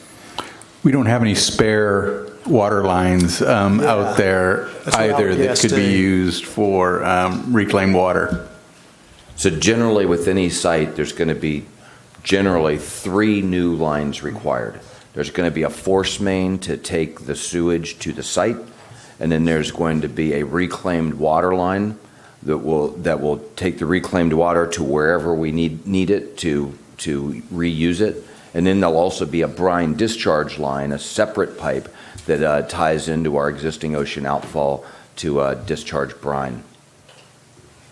And in this case, I guess this is getting into the minutia. Sorry, this is later. Okay, thank you. That's all my questions. Okay. Any more questions, John? There were just a couple of several general comments made about the gateway into the community and Highway 41, and in terms of mitigation as much as possible and delivering assurances to the community with regard to that. Have you thought at all about what that might look like? I'm thinking about our young presenter and that wonderful slideshow that she gave, and that is a concern, and so I'd just be curious to get a response to that. It's a great question, and in fact, there was great community interaction on this very question during one of the design workshops in October that was focused on the Rancho Colina site, because they both share the same problem, and that is ensuring that neighborhood compatibility includes the views as you drive in 41.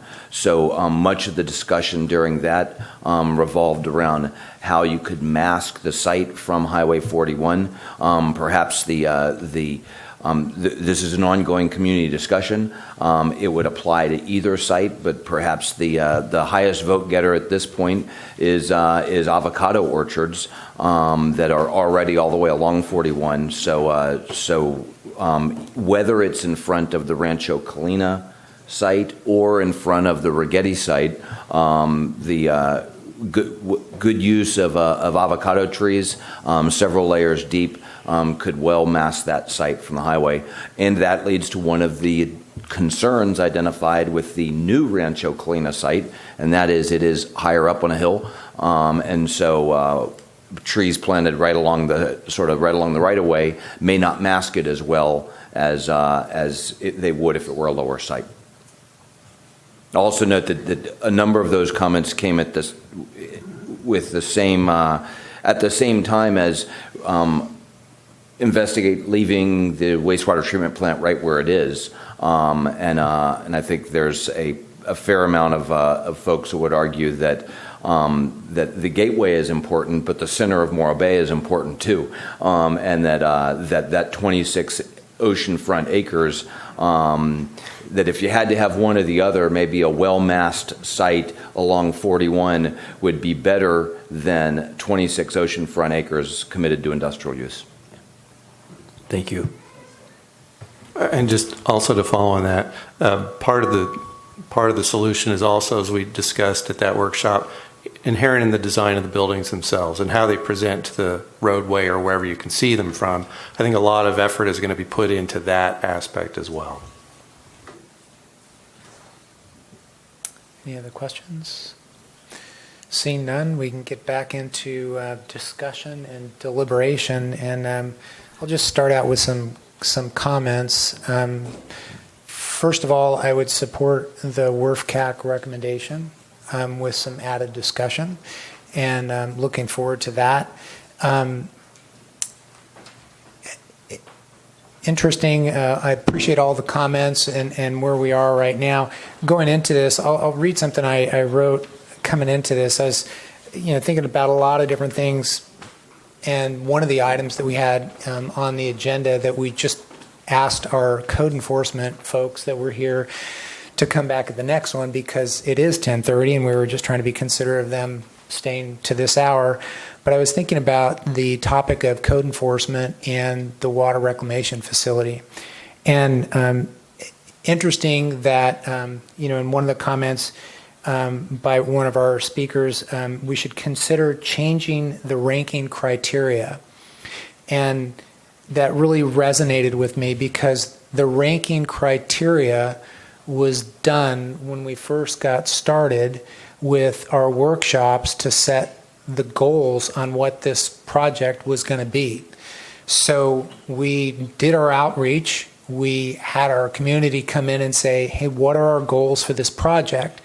And I've heard different things, whether or not this council is listening, but every step of the way, what input we get influences our decisions. That's what my experience has been with this council. And in the staff report and presentation, it talked about council adopting and approving the goals for this project. So truly, that was one of the key processes. So when we consider changing the ranking criteria, we're in essence almost starting over. And so what the other part of it resonates when I was leading into my comments just now, I was thinking about how code enforcement and this has a relation, because for me, one thing I've been very passionate about that I know all on council somewhat wears on them, that the general plan and local coastal plan update. So during our first workshop on the 25th, where many of the residents came to that, and there was the discussion on our general plan, local coastal plan update, to my observation at the meeting, many didn't know, and maybe some don't even know what that means. And so when we talk about changing the ranking criteria and looking for how we set goals for this project, the general plan and local coastal plan, in my opinion, is much more important than a water reclamation facility, because it is the blueprint for our community. I've said that time and again. It will shape how we adapt in the future, what we consider our priorities for water, on and on.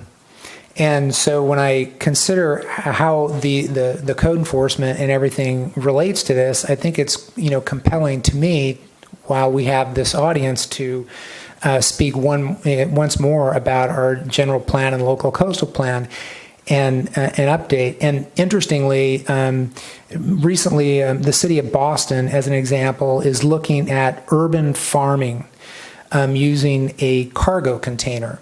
So here we're talking about a water reclamation facility on what's considered the Rigetti site, which is considered ag, and a more condensed urban city of Boston is looking at urban farming using a cargo container. So how does that city adapt to that type of use? We have the other topic tonight, which was code enforcement. The city has to, adapt to that, and Boston is adapting and considering that. It's kind of an interesting idea. It was compelling to me. May not be compelling to most of you, but I'll conclude my comments so the rest of the folks can comment on this. But it is one that I think is important, that we're considering a water reclamation facility at the location that it is, and how it integrates into our community today and in the future, and how we talk about changing ranking criteria, because really when we talk about that, we need our community input on updating our general plan. And I hope that in doing so, that it's inspired folks that are here tonight and may have gone, that will be participating and really active in updating our general plan. I'll conclude with my questions and let my fellow councilmen colleagues conclude, because I think there's some work to do on what kind of direction we have. So I'll look to my right, Noah, because I know you have some starting points. Sure. Well, I'll start off with agreeing with you that I think the WRF-CAC recommendation and staff recommendation is definitely something we should follow tonight. And I'll just note as well that at every step of the way, we have used the WRF-CAC as a sounding board and reviewing body of all of our major decision points and research and studies and so forth. And in every case, we've pretty much agreed with their recommendations. And so tonight, I don't see any reason to do differently, and I think it's convenient and nice that we are at a point now where, yes, taking some more time does bite into our long-term clock, and time is money, but we are at a natural stopping point to take a breath and consider the options and realize that this is going to be a generational project. So to me, 60 days is very appropriate to step back and consider the options more and come back to the table and work through this. So just a couple of quick items that I think I'd like to make sure we come back with as part of this 60-day review. Well, I think the option of looking at the other sites is important. I recognize why we have identified the Morrow Valley as the number one option, but I think it's important for us to hear the community's request to reevaluate using the existing information, the other options, and also to look at options that may have now emerged in the Morrow Valley that weren't available, say, a year or two ago. So I think that would be important. I'd like to see profiles done that were simple and descriptive of each of the different options, and as was raised earlier, some quantification of what the costs of those different options were, the reclamation value of those options and so forth, which is information that we have pretty much already on hand, but representing that in a way that's clear and easy to evaluate. So when I say the other options, I would include the Chevron property and the Tri-W property, as well as the Morrow Valley options. I think the public engagement component of this is really important, as staff has outlined, and I think this is a community-wide conversation. So I think a mailer would be important to notify people of the decision, where we're at right now, what options are there and exist, the schedule going forward, and trying to plug as many people as possible into this decision process. And do want to also get some more information back to us in the community about land conservation, for example, with the Rigetti property or any property, what the process would be to, as early as possible, encumber the land and protect it from further development, addressing the growth inducement concerns that are out there. And I think we do owe it to the community and ourselves to make a good decision to better define and separate out what the corp yard is and could mean. So we see that as a component, but it's not just built into the process. And I don't think we've done that, but it really appears like we have, and I understand why, just because of how it's been talked about. So along with the corp yard, I think the renewable energy component should also be better defined over the next 60 days, as we talked about. And I think I'll end it there. Just want to make sure. Yeah, I'll end it there and just say, too, that it is really important that we don't lean too heavily on the internet and technology in this outreach, that we expand beyond that and make sure that we're using every tool possible to get people involved. Thank you. Thanks, Noah. John? Agree with those points. So I will not repeat those, but I will echo that I concur with each and every one. In addition to that, first of all, I think, this councilman in the city and the remainder of us owes the citizens an apology for the short notice that they got for the meeting that was called, and I think that's an issue that raised concerns about trust, and so I would apologize to you for that short notice. I think we missed the ball on that, and I would certainly like to make sure that not only are we notifying the known property owners that live in town, but there are a number that are out of town that maybe do not frequent Morro Bay, but that they also get noticed.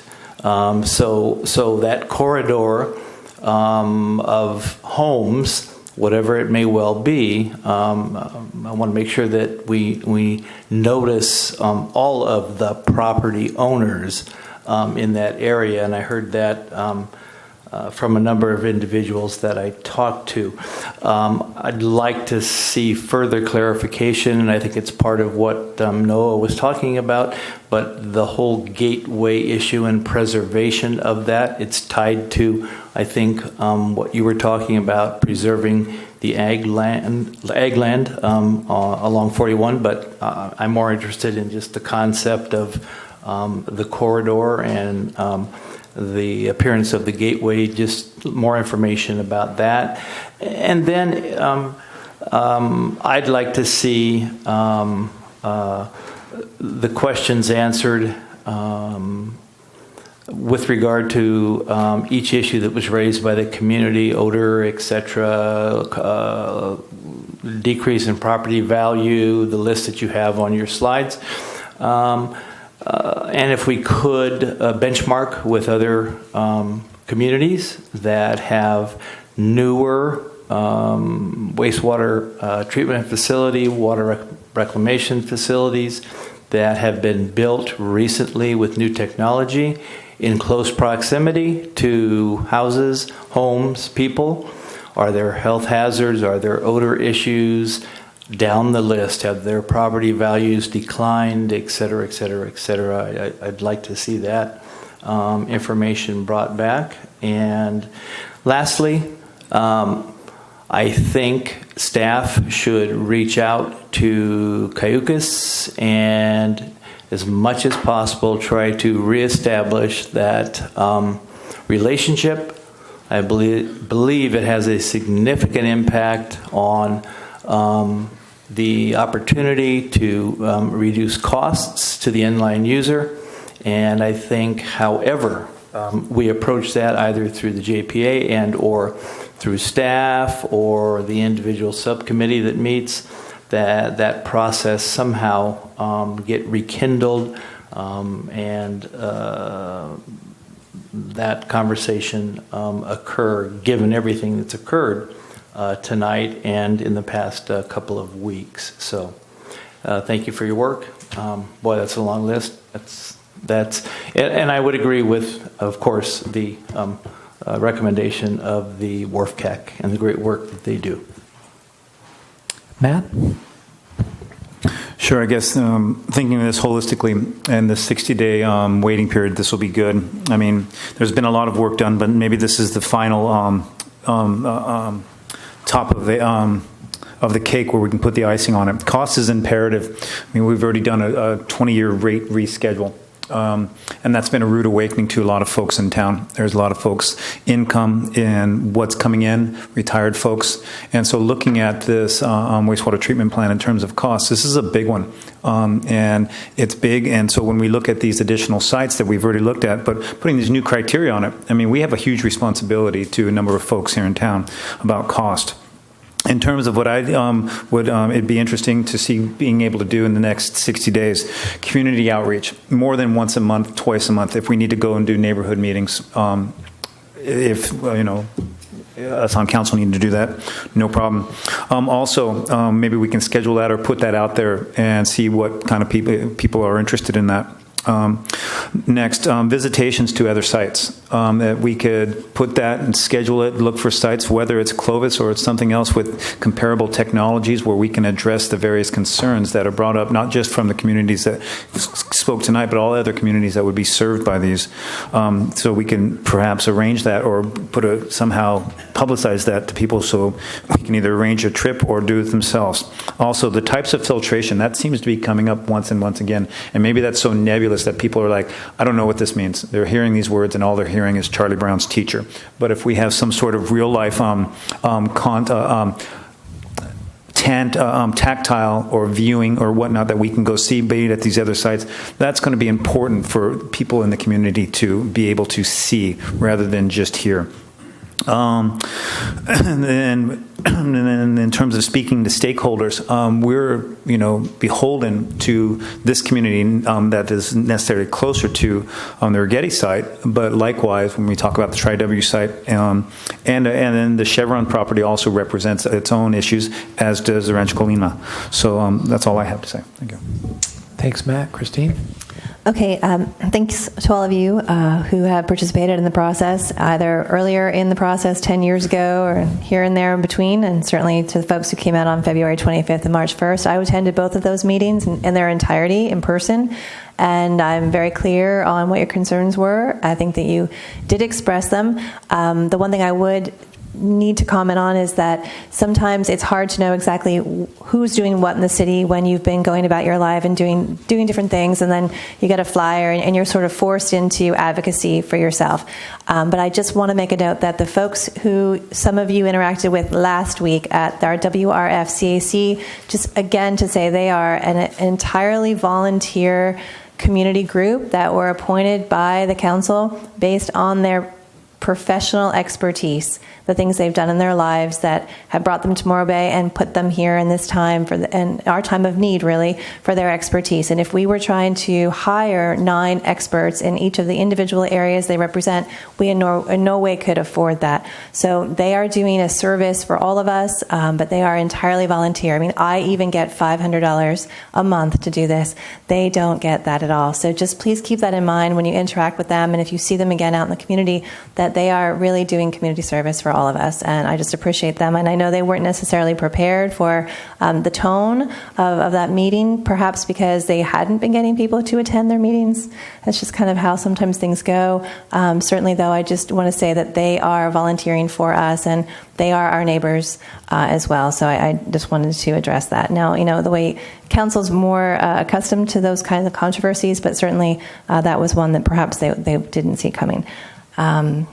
As far as what we've committed to tonight, I do support the WRF-CAC recommendation, and I am supporting site review and reevaluation, as were stated previously by my colleagues, to look specifically again at cost and reclamation opportunities at the Morro Valley, Tri-W, and Chevron. And I've asked several clarification comments tonight on the Tri-W property and to figure out exactly what the potential for site acquisition would be there. I think we need to really hone in on that. Chevron, again, simply figuring out what parcels are for sale and who is buying what and what the surrounding parcels are would be good to clarify.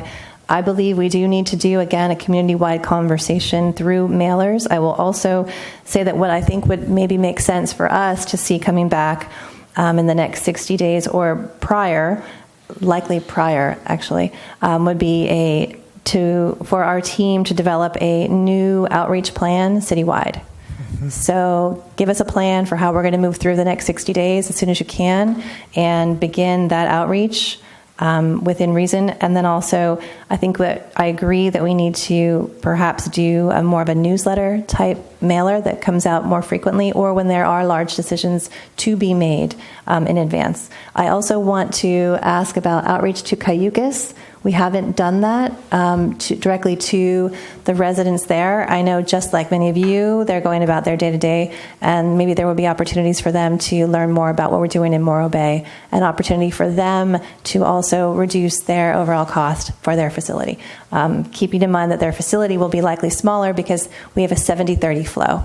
So 70% of what goes into the current site is ours in Morro Bay, and 30%, I think I'm more or less getting this correct, 30% is Cayucas. So they have a smaller facility if they're going alone than we do going alone. So keeping those things in mind is important when we're outreaching. But I would, I'd like to get feedback from the council on reaching out to Cayucas. I think reaching out to our city, we all agree on. Another thing that I would like to do, number 2 for me, is developing our outreach, creating workshop-style meetings where you can have real Q&A, and it's not this Brown Act meeting set up, which is really awkward for people to get answers.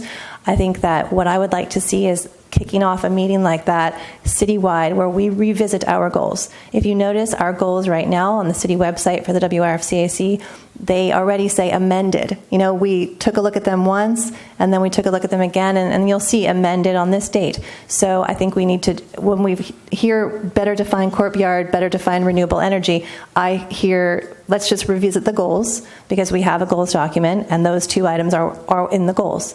So let's take a look at that as one piece rather than kind of pulling things out individually is just my suggestion. Number 3, I believe we need to complete final negotiations with Rancho Colina. I feel when I talk to people in the community, there's this idea out there, and it exists in my mind too. Are we absolutely finished with that negotiation? So I would ask in the next, certainly within the next 60 days, but as soon as we possibly could, and I'm wanting feedback here, we need to, one way or another, close the door on Rancho Colina, figure out, get an appraisal on the parcel that's available to us as, as directed by the McIlvaine family, and then solidify some type of potential way moving forward, revisiting that, just so that we can say definitively this is no longer on the table. Because in the staff report tonight, it says that we are continuing to do that negotiation, and I think we really do need to have some more definitive response coming back to us. Okay, then number 4, beyond that, I think we need to fully investigate other Morro Valley sites.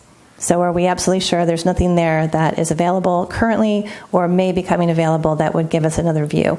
If we fully believe that Morro Valley is the way to go, it makes sense to take one further look around and see if things have emerged. Things change from year to year, and certainly there may be something else. So I wouldn't want to turn something away right now.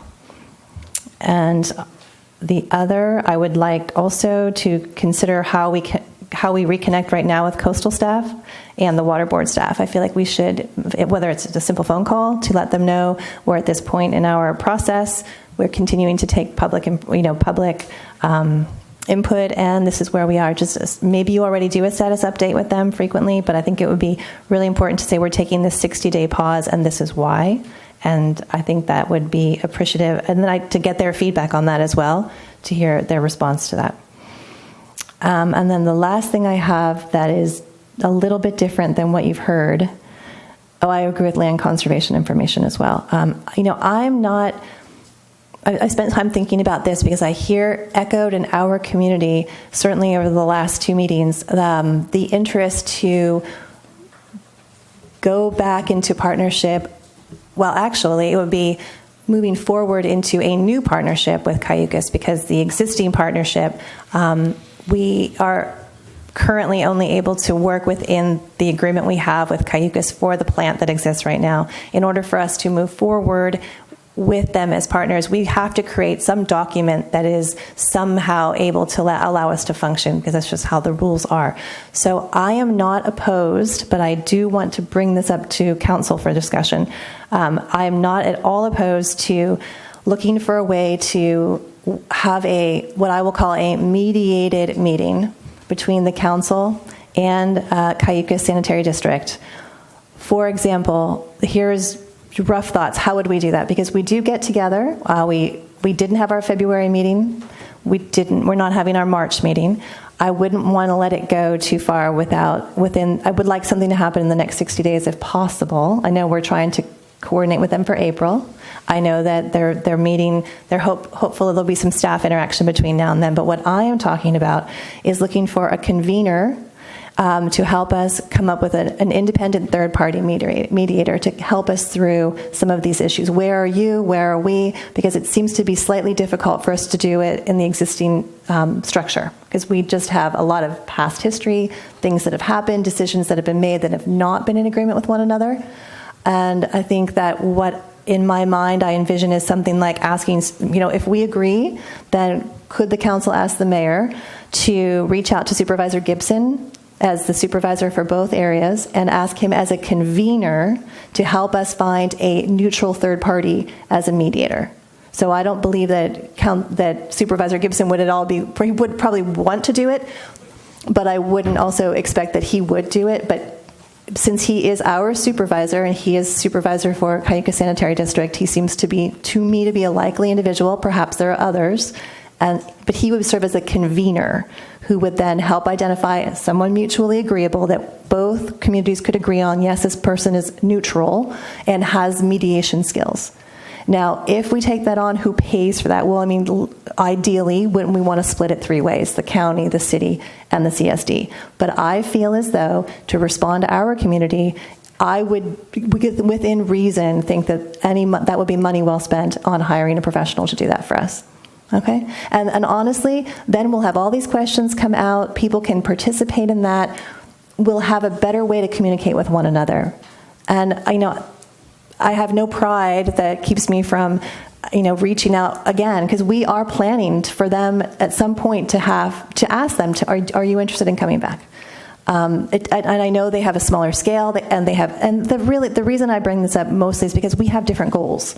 The only thing we truly share is this wastewater treatment plant that currently exists, but our 2 communities are very different. So, do we have any commonality?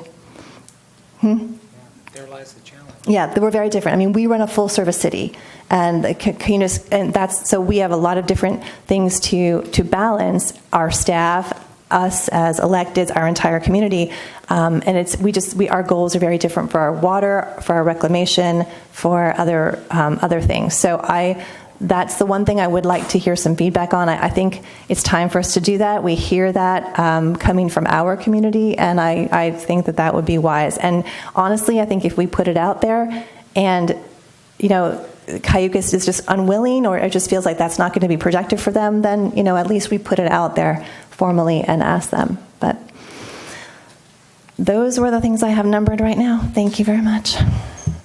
Did we get all that?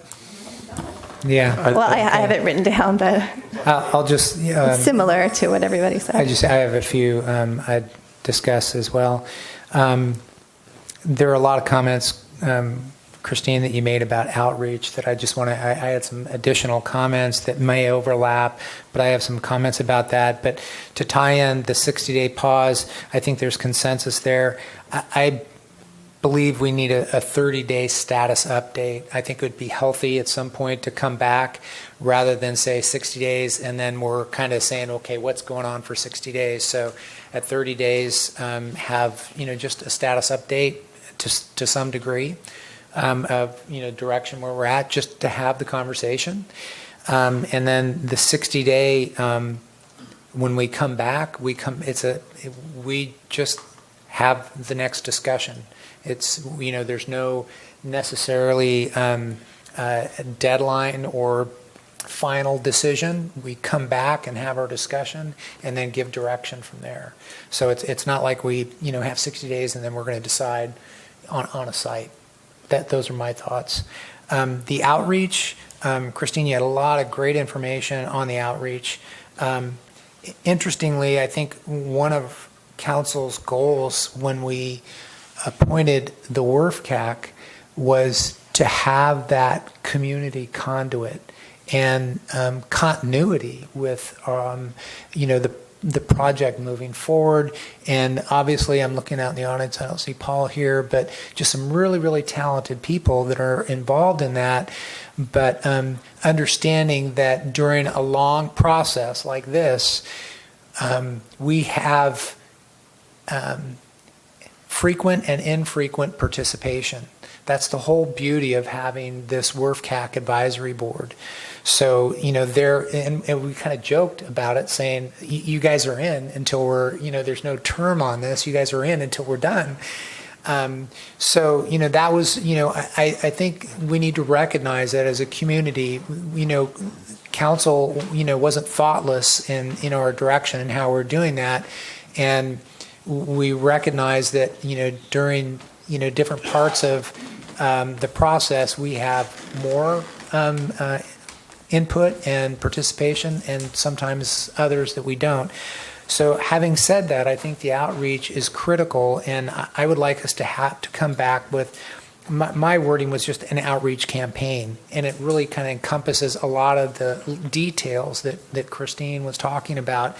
But we write articles in the Bay News. We have our Facebook. We have all kinds of different things. I think about Los Osos, when they were doing theirs, they had a specific outreach campaign, and the campaign isn't for 60 days. It should be for the campaign should be for the entirety. So we should, figure that out.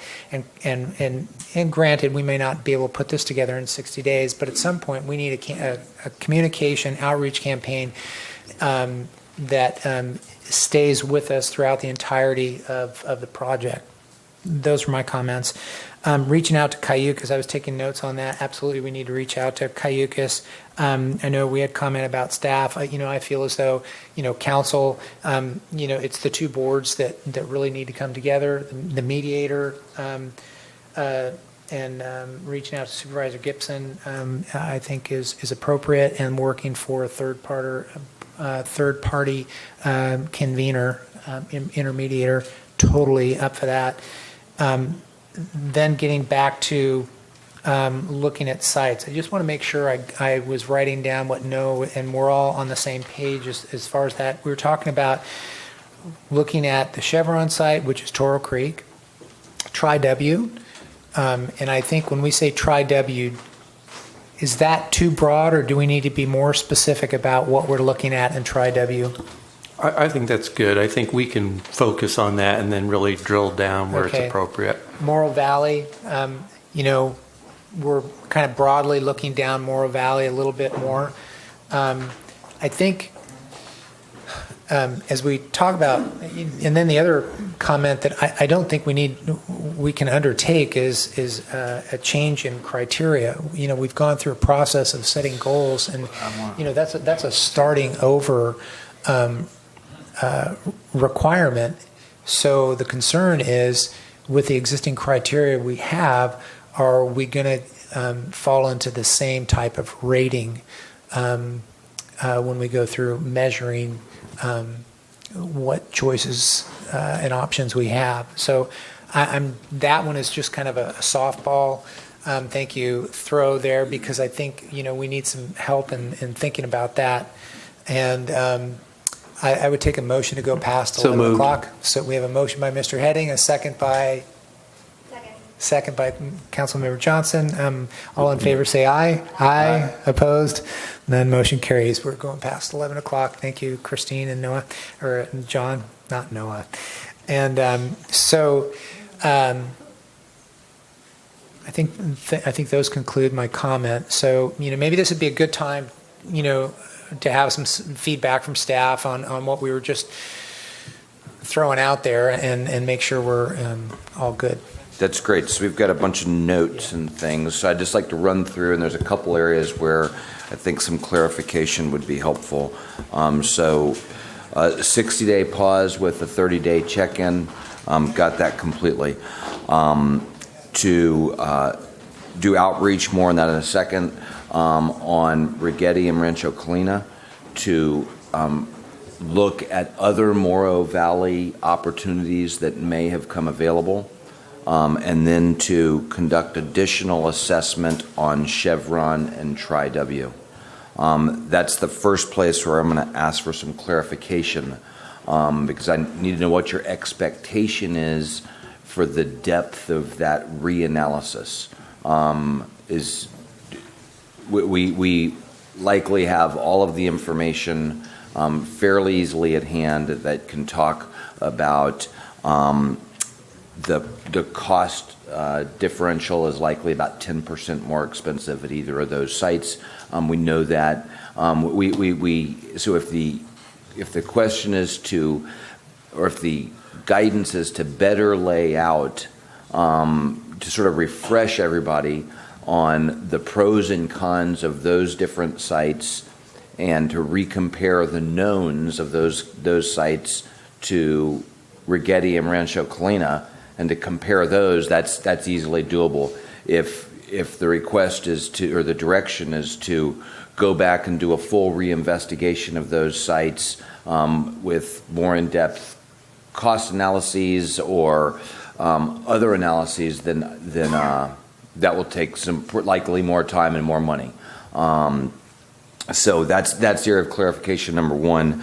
On the outreach, I think we're in sync on the outreach. I think I probably just have one question, but very clearly received that this is citywide outreach, not neighborhood outreach. Actually, two questions. To use all the tools available to specifically mail to both to current residents and to property owners.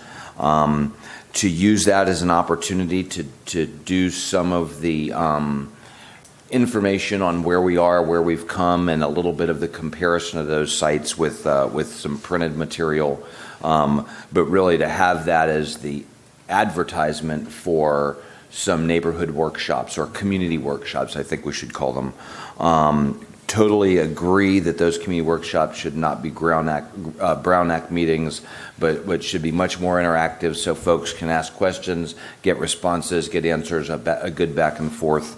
The note I sort of took was in the next couple of weeks, develop the mailer and get the mailer out, announce at least 2 workshops initially, one on a weeknight and one on a weekend, Sunday afternoon, Saturday morning, or something like that. See how those go, see what the response is, and determine then if we need additional workshops.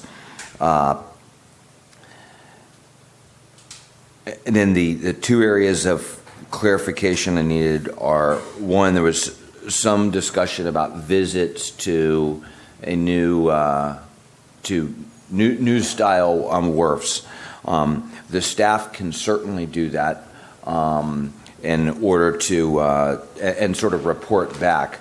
I'm not sure if I heard that you wanted the city to try to arrange a public field trip and charter a bus or something for members of the public to go. So I need some feedback on that and on to what extent you want to reopen the discussion on goals and on your goals for the project, because I heard the mayor just express a concern, and my concern here is that much of the city right now is content with the goals that we've been operating off of for 2.5 years, and I'm not sure that we'll have as much broad outreach in the next 60 days as we did over 6 or 8 months, and that what you might have is a set of goals that are slightly skewed. In fact, what you might result in is cost is less important now, and neighborhood compatibility or proximity to the city is far more important, and that might be great with the group that is more involved right now, but not so great with many of the citizens who are involved in the process. So I need your guidance on to what extent you want to reopen the goals process, not the goals process, but reopen debate and community input on what the goals are. Most of the other things are straightforward. Report back on how you can protect the balance of the Rigetti site that's not used for the wharf. Clarification of what a courtyard is, what it isn't. Same with renewable energy, what the tensions are, and what it would look like for a net zero activity. Outreach to coastal staff, to water board staff, to continue the discussion on the Gateway Corridor and sort of neighborhood compatibility through 41. I mentioned consider other Morro Valley sites, to visit some new wharfs, to work to reach a final agreement with or a MOU with Rancho Colina. I would not necessarily put the requirement on there that there be an appraisal, but that we agree all the other terms, because the appraisal is it sort of is what it is, and the city can't pay more than appraised value for whatever property you choose to purchase. And then lastly is the outreach to Cayucos. I appreciated what the mayor just said. I think my assessment is you've made a policy decision on back in May. We made a policy decision to build a Morro Bay water treatment facility, but to design it with Cayucos in mind. I think it's really a policy question to how to approach Cayucos on this, and so I think the way you described it is great. Staff will certainly assist, but if the council gives the mayor direction to work the outreach, what I will receive from that is not only to assist, but that to make funds available for that potential marriage counseling with Cayucos. I think, did I cover most of it, John? Okay. John, you had a question? Yeah, but just I'll clarify the type of benchmarking that I was looking for. No, I don't want to go on a trip to any of the sites potentially, but I want to be able to, as much as possible, answer page 14 questions, concerns from the neighborhood workshop. And my thought is the best way to do that is to look at the closest type of technology and or study area that mimics us and try to answer the questions by finding out from them these impacts. So that's what I was looking for on that. And two, I absolutely agree that I think I saw the mayor shaking his head, but that and making a statement that I don't want to go back and revisit the very goals that established where we've gotten to now. It's like rewriting the mission of an organization after it's been in operation for a period of time and then changing direction. So that I could not, going on and off, I wouldn't support that, and maybe I could ask my colleague for clarification on specifically what she meant by that, and that might help me with regard to that. But those are the two things that I was involved with that I wanted to comment on. Thank you. Sure. I think that probably the best way to express what I was thinking is, I think if we're going to pull out two of the goals, which it sounds like Courtyard and renewable energy were two of the goals, if we could just frame the discussion around, we're going to talk about these two goals, just because they're on the goals. It's what we said we wanted to do. So the revisiting them is fine, as what I think we had talked about in terms of revisiting, explaining what a courtyard would be and explaining a little bit more about the renewable energy relation. But I would just frame it within, these were two goals that our community had. That's all. That's fine. So rather than just so we know that's why we're talking about it, because it was on the list of goals. Got it. Do you understand? Yeah. Okay. And then also, I don't know if is Cayucas going to receive any mailers? Do we want to send to that community, or when we have our workshop plan, or are we not interested in that? I think before we do that, I think we should meet with them. I think that's just that's the courtesy. Sure. Okay. Not Perfect. my instinct. Okay. I'm just thinking. Yep. Yeah. Yeah. Noah? Yes, thank you. I did want to respond to a couple of those. I think the 30-day check-in is a really important part of this, and what I was thinking about the assessment of the other sites that we have studied and have quite a bit of information about. To me, that's enough to generate a profile of each option and present that to the community, try to quantify the differences and so forth. And at the 30-day check-in, I'm sure that will already be ready. We can consider if there are some gaps in there that maybe strategically it would make sense to look a little more closely at one item on a specific property that's interesting and could be a difference maker in whether it's viable or not. So that's what I would think about the approach. Work with their existing information, do basic profiling, presentation of that information. A lot of that's we already have. And check in 30 days to see if there's anything specific that we need to go deeper on. And as far as the new style WRFs, I'd say the same thing. I've heard some interest from the community just to understand where they are, and like what Mr. Heading was saying. And at 30 days, when we have that list and maybe a bit of a review about what they are, then talk more about maybe staff wants to go and engage directly. Maybe the community members want to try to find an opportunity to travel together. I know in my experience, anytime you approach any wastewater plant, whether it's our current one or another in another community, they all have programs to give a tour to either one person or a small group or a large group. Okay. So I think we could probably revisit that. And if we want to get more formal about the touring program, we can. So a couple other quick items that I wanted to add on the page 14 list about key issues from the workshop. A couple others I think probably we should add there. One was the geotechnical. Two was the site layout. 3 was the courtyard and renewable energy, and then 4th was the sludge disposal. Just so we keep track of all those and chronicle them and make sure that we don't lose sight of some of the chief concerns that came out of that effort. Okay. Mr. Mayor, I've got one more thing. So, okay. And I appreciate what I heard is to come back at 30 days with an update and then come back at 60 days with sort of an open-ended, what could be open-ended discussion. It might be a decision, it might be an update, it might be something. With the Morrow Valley being the best, to this point, water reclamation option.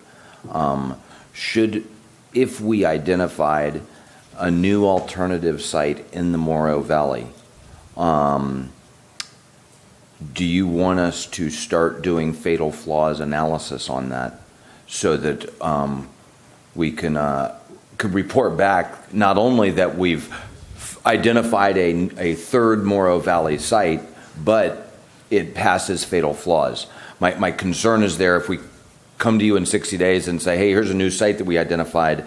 If you like it, what we're going to have to say is, hey, but wait, we need 60 or 80 days to go and do fatal flaws analysis, and that puts us 2 more months down the road. But if tomorrow morning we identified a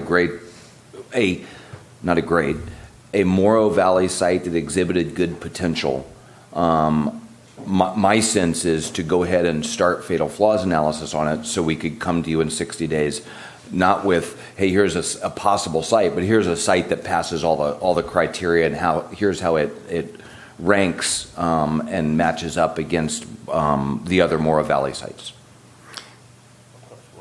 Okay. Yeah, I would like to see cost information before that occurred. Well, that's part of the fatal flaws, isn't How much it would cost to do the fatal flaws analysis? If that indeed was a recommendation, is that a standard cost? I mean, I've got a fatal flaw cost here of in the past of up to I don't know, $400,000 or whatever. No, $24,000. I'm sorry, 24,000. Yeah. Okay, I'm clarifying. It's late. I'm hypoglycemic. It's about 24 grand, but.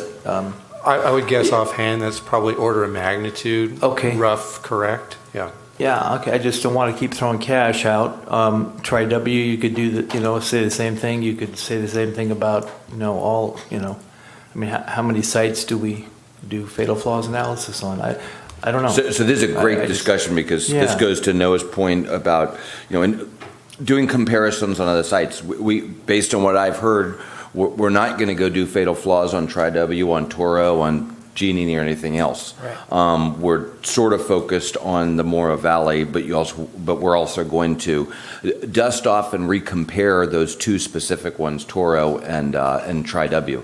But if we identify a potentially great site in the Morrow Valley, it might be great if we could come to you in 60 days and say, not only is it potentially great, but we've done fatal flaws on it, and you can choose it tonight if you want to. I think another way to look at it too, what you're asking, it's a pretty good laundry list. Generally speaking, falls under the context of program management, which is what we're trying to work through right now. So some of that initial investigation of another site, if we find one, sort of falls under that umbrella too. So we may get to a point and go, gosh, that's a pretty promising site, or maybe it's not. But if it's pretty promising, we could report at that level since we have a lot to do in 60 days, or we may get to the point and say, gosh, that's so promising, we really want to dig deeper, and maybe that's part of a 30-day check-in. We just don't know yet at this point. So, an email saying, my gosh, we've discovered this, and then we think it would be good to start a fatal flaws analysis of about $24,000 and some notification. So that's all I'm looking for. Yes. I think I've got what I need, but the reason it's important to have this conversation here is I don't send you individual emails asking you if it's okay offline to go spend money. I need you to tell me as 5 people. I need a 3-2 vote to tell me to go do that. Good clarification. Thanks. Yeah. Okay. Great. So we don't have any formal motion. We've had lots of discussion back and forth on direction, so I think we're all pretty good on that. So we've continued. Item C2 is the code enforcement topic. We had C3, the Harbor Advisory Triangle lot. Let's go ahead and start with that. So C3 is consideration of Harbor Advisory Board Triangle lot concept site plan recommendation authorization to proceed with a financial feasibility analysis of a proposed marine services facility based on concept plan. And Mr. Andersby. Thanks, Alan, for staying with us. Thank you, Mayor Arns. It looks like I've lost most of my audience. So if I can get AGP to queue, oh, they've already queued up. So who's got the clicker?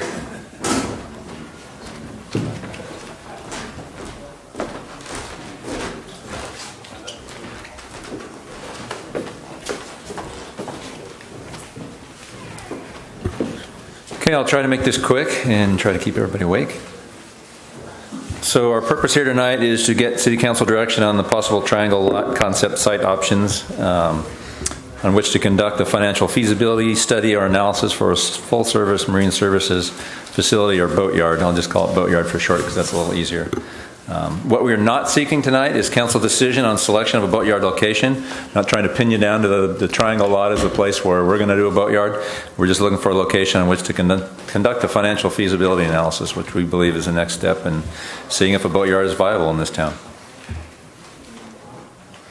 What we're recommending is the council accept the Harbor Advisory Board's recommendation as option A from the RRM concept site plan on which to base the boatyard financial feasibility analysis, and authorize staff, that's us, to seek and engage a consultant for up to $50,000 to conduct the full financial feasibility analysis based on that concept A. And again, we're not asking you to make a decision on selecting a boatyard site. Alternatives and fiscal impact. Two alternatives are identified. One is selection of option B as identified by RRM, which we'll get to here in a minute, on which to conduct a financial feasibility analysis, and I'll go over those two options here in a second. Or do not authorize the financial feasibility analysis at all. I see I have two number ones there. Fiscal impact, up to $50,000 I've identified as a potential cost to conduct such an analysis. And we currently have it budgeted in our boat repair storage yard capital account, which has approximately $55,000 in balance. Background on this item: in June 2015, Council unanimously voted to authorize design consultancy to evaluate the triangle lot for suitability of such a boatyard, maritime museum, and public parking. We did that. That was kind of referred to as the mini master plan at the time. We did get put out an RFP, and RRM was the consultant chosen to conduct the evaluation, which we did last fall with help of our Harbor Advisory Board Ad Hoc Committee and other engaged members such as Larry Newland from the Maritime Museum and other folks. And on December 3rd, 2015, we took to the Harbor Advisory Board RRM's two options for consideration and recommendation, and the board recommended unanimously that option A would be the preferred alternative design on which to conduct an analysis, further analysis. So from the discussion standpoint, this is an overhead view of existing conditions. Might be a little old in that all that stuff in the boats in the parking lot are gladly now gone. But that's generally the general conditions there. I'll get the laser. So here's the triangle lot. The Dynegy property you'll see as we come in with the option A and B, it'll show a little bit more. Front Street parking lot. Businesses along the front there on Front Street, and then GAFCO, Great American Fish Company, South T Pier for reference. So option A takes a path. The most logical path to pull a boat out would be our Beach Street boat slips down here next to the South T Pier. The only real difference between the two options are the path of travel of the travel lift that would actually move the boat out. Option A takes it out of the water, runs it to the Front Street parking lot as far east as you can go, and then into the lot. The boatyard itself is this area back here, buildings for the boatyard, dry storage vessel parking, both power and sail, and then proposed Maritime Museum. I think about 3,200 square foot building as the Maritime Museum is proposed. And then the flat work that we've recently done that Larry Newland referred to earlier that will eventually get built out is in here. When we went to RM, the basic parameters were, consider this whole area for the whole Front Street parking lot all the way to Beach Street, all the public parking frontage in here, and all the newly acquired property, including between Embarcadero and the fence wall back in there and all the trees. Consider it a blank canvas on which to redesign. From the parking standpoint, they went and took a good hard look at a modern design on the parking layouts and use things such as angled back-in parking and other modern design standards to get maximum parking utilization out of the whole area. So option B, again, the only real difference is the path of travel comes out here to the water, takes a hard left-hand turn in front of the South T Pier and Great American Fish Company, and then on across the street and into the boatyard itself. Maritime Museum has its number of required parking based on its square footage and boatyard as well back in this area. And then both options would use our gear storage yard in the back with a sewer lift station as well as for some ancillary storage.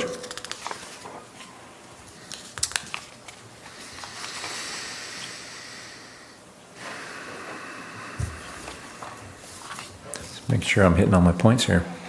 So from a parking standpoint, when RM evaluated the parking, they didn't consider the triangle lot. They didn't throw any parking spaces in there. There's 100 some odd spaces we think that would roughly be in there. They didn't take that as existing parking because it's informal parking at this point.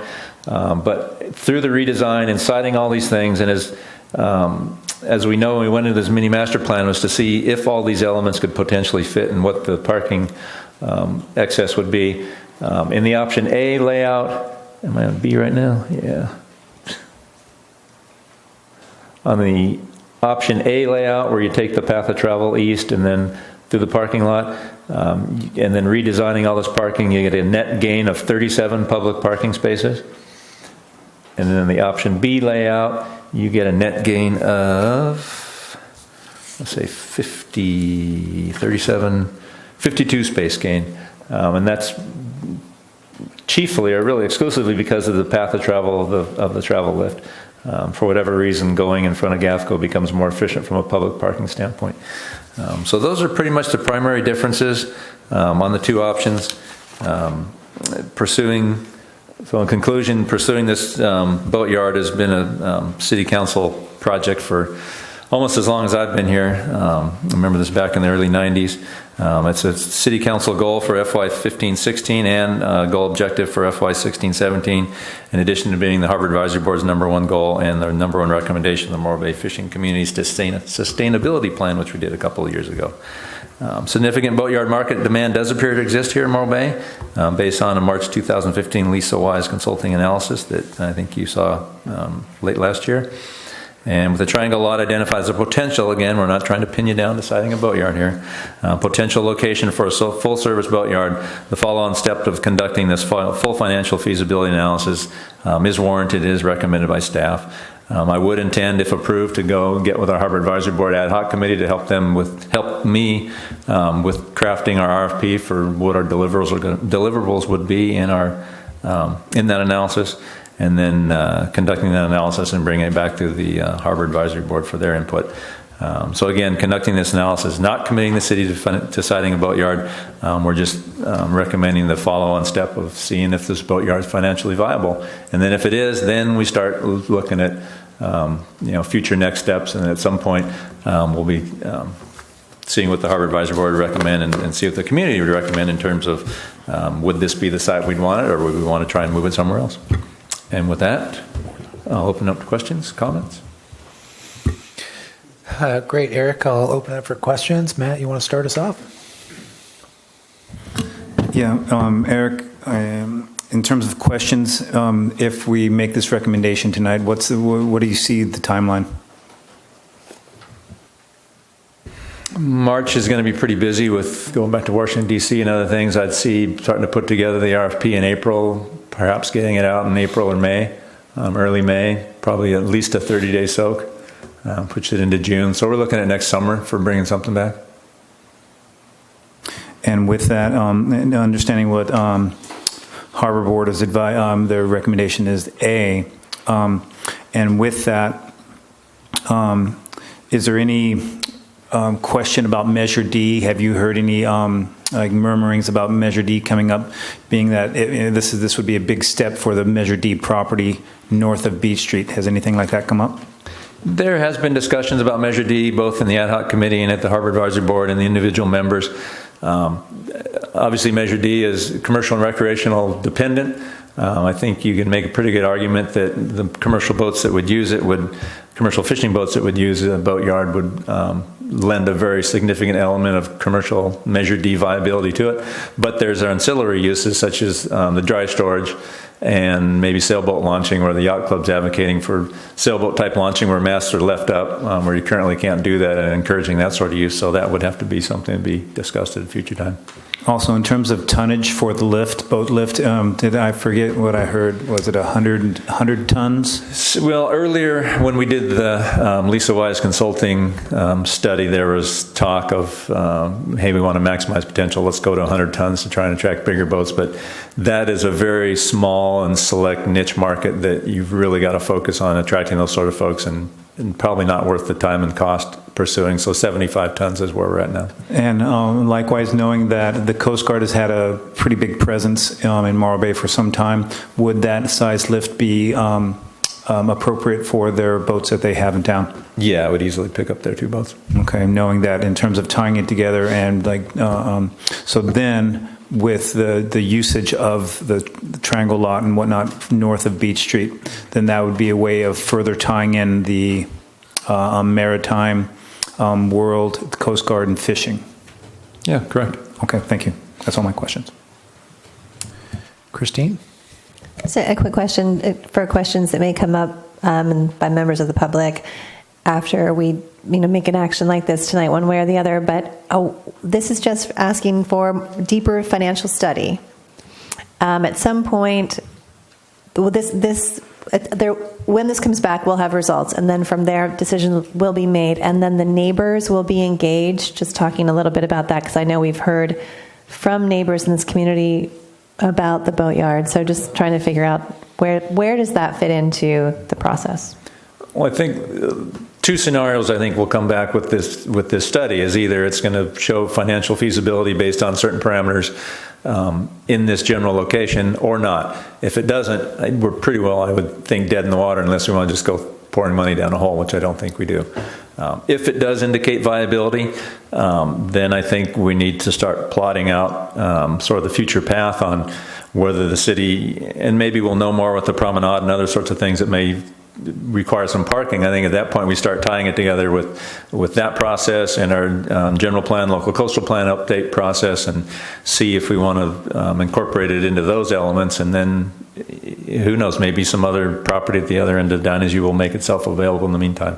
This is not going to be something, I don't think we're going to immediately come back to you that if it says it's financially feasible to try and pin you down to committing to the site. There's a lot of elements that play into it. There will be a very broad and wide scope public process.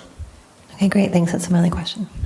If I could, just on the financial piece and where we are and where we might be going, I'm not sure that some might say on the second bullet there that there is significant boatyard market demand. Others might say it's not that significant. I think we saw that the total demand was about $2 million a year.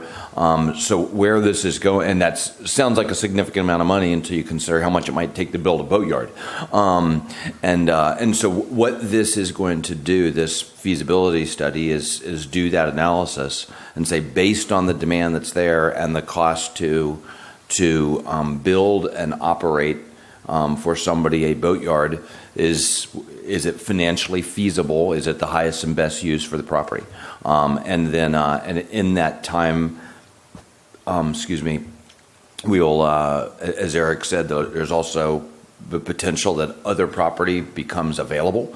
And if so, then we would simply need to take this analysis, this feasibility study that we're about to do, and tweak it slightly based on what the parameters of that new property are. Then once we have that and we can make a decision on if a boatyard is or isn't viable at all, then starts that whole process of almost, does everybody else want one right there? Is that the best place for it, and those things?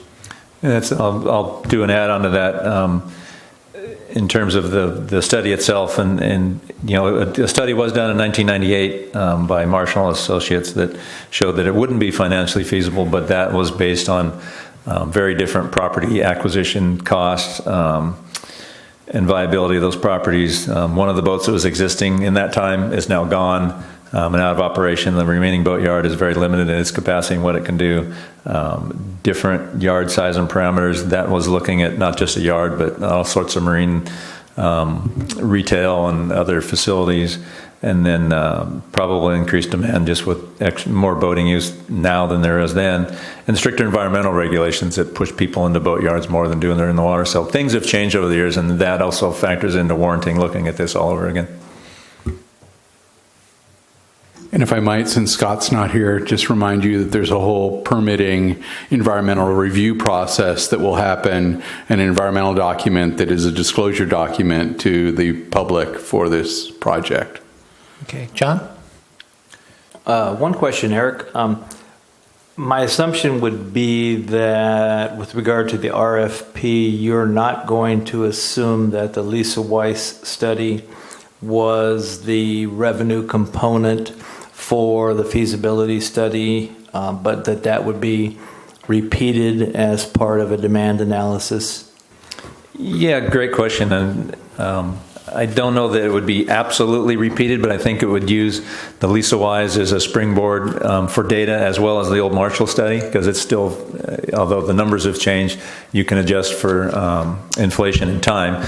But definitely using those pieces of data as data points, I guess, for lack of a better word, but ground truthing and coming to their own assumptions as well. So no, I don't think we're planning on using it as gospel in terms of what we think we're going to make in revenue. Because that study looked at, you're a boater and you're going to haul out and you're potentially going to spend X amount of dollars. Well, X amount of those dollars, Y amount of those dollars will get spent in the boatyard, but A amount of those dollars get spent at West Marine, and W amount of those dollars get spent somewhere else. So it didn't parse those numbers out, so we'd have to look into that. Good, thank you. Noah? Okay. With that, we'll open it up for public comment. I just want to make sure the following people aren't here. I know Dana McClish isn't here.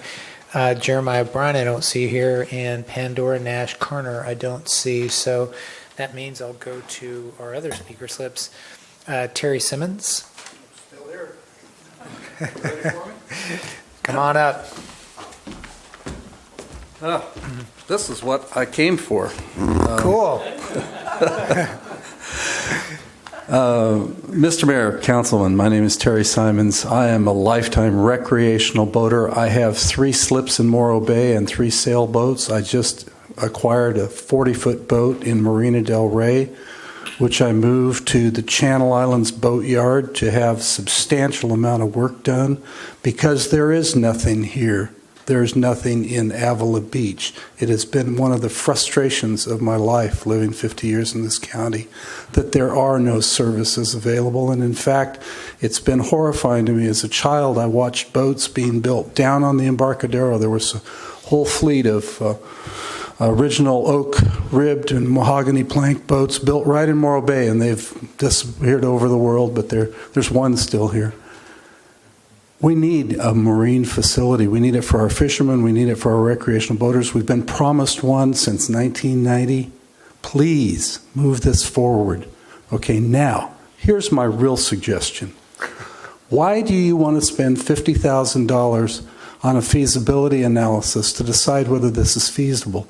Why don't you put an RFP out to some of the existing boatyard operators? And I've been canvassing them all up and down from San Diego to San Francisco as I was trying to buy a boat that needed work. And I can tell you that there are a lot of them that are interested in having a boatyard here. They'll tell you whether it's economically feasible. Put an RFP out of them. Tell them what you have for a lease site, what you think you would like to rent that site for, what you want them to build on their own account. The boatyard that I'm in right now just spent $1.5 million putting in a new 100-ton lift because their 75-ton lift they found out was inadequate. Let the guys who do the real work, who make a living at doing this, and I'm sure there's a bunch of fishermen here that are going to tell you the same basic thing. Let the people who do boats tell you the feasibility of doing it by telling you what they will do. Don't have some ethereal consultant make $50,000 to tell you what might be feasible. Let somebody who's actually going to put their money down, put their skin in the game, tell you what they can do for you. End of discussion. Thank you very much. Thanks, Terry. Glad you waited. Bill Martoni. Alan, I don't have a slip for you, but it's open for public. That's okay. Then I'll call you at the end. Thanks. Oh, yeah, Bill Martini again. been, like you say, 1990. I remember in the mid-90s talking about a boatyard. You actually looked at a boatyard location at the north end of the Embarcadero. You spent $40,000 designing a boatyard on that property. Ended up the city didn't own that property. They had the wrong piece they designed it on. I think this go around, the number one point is commit to the Triangle property. Why do a feasibility study until the city council actually commits and says, yes, if it's feasible, we guarantee you this property is available. You do a feasibility study and you still haven't even committed to actually allowing that property to be used as a boatyard as opposed to, I know there's talk about parking lots. I mean, that area is nothing but parking lots down there now.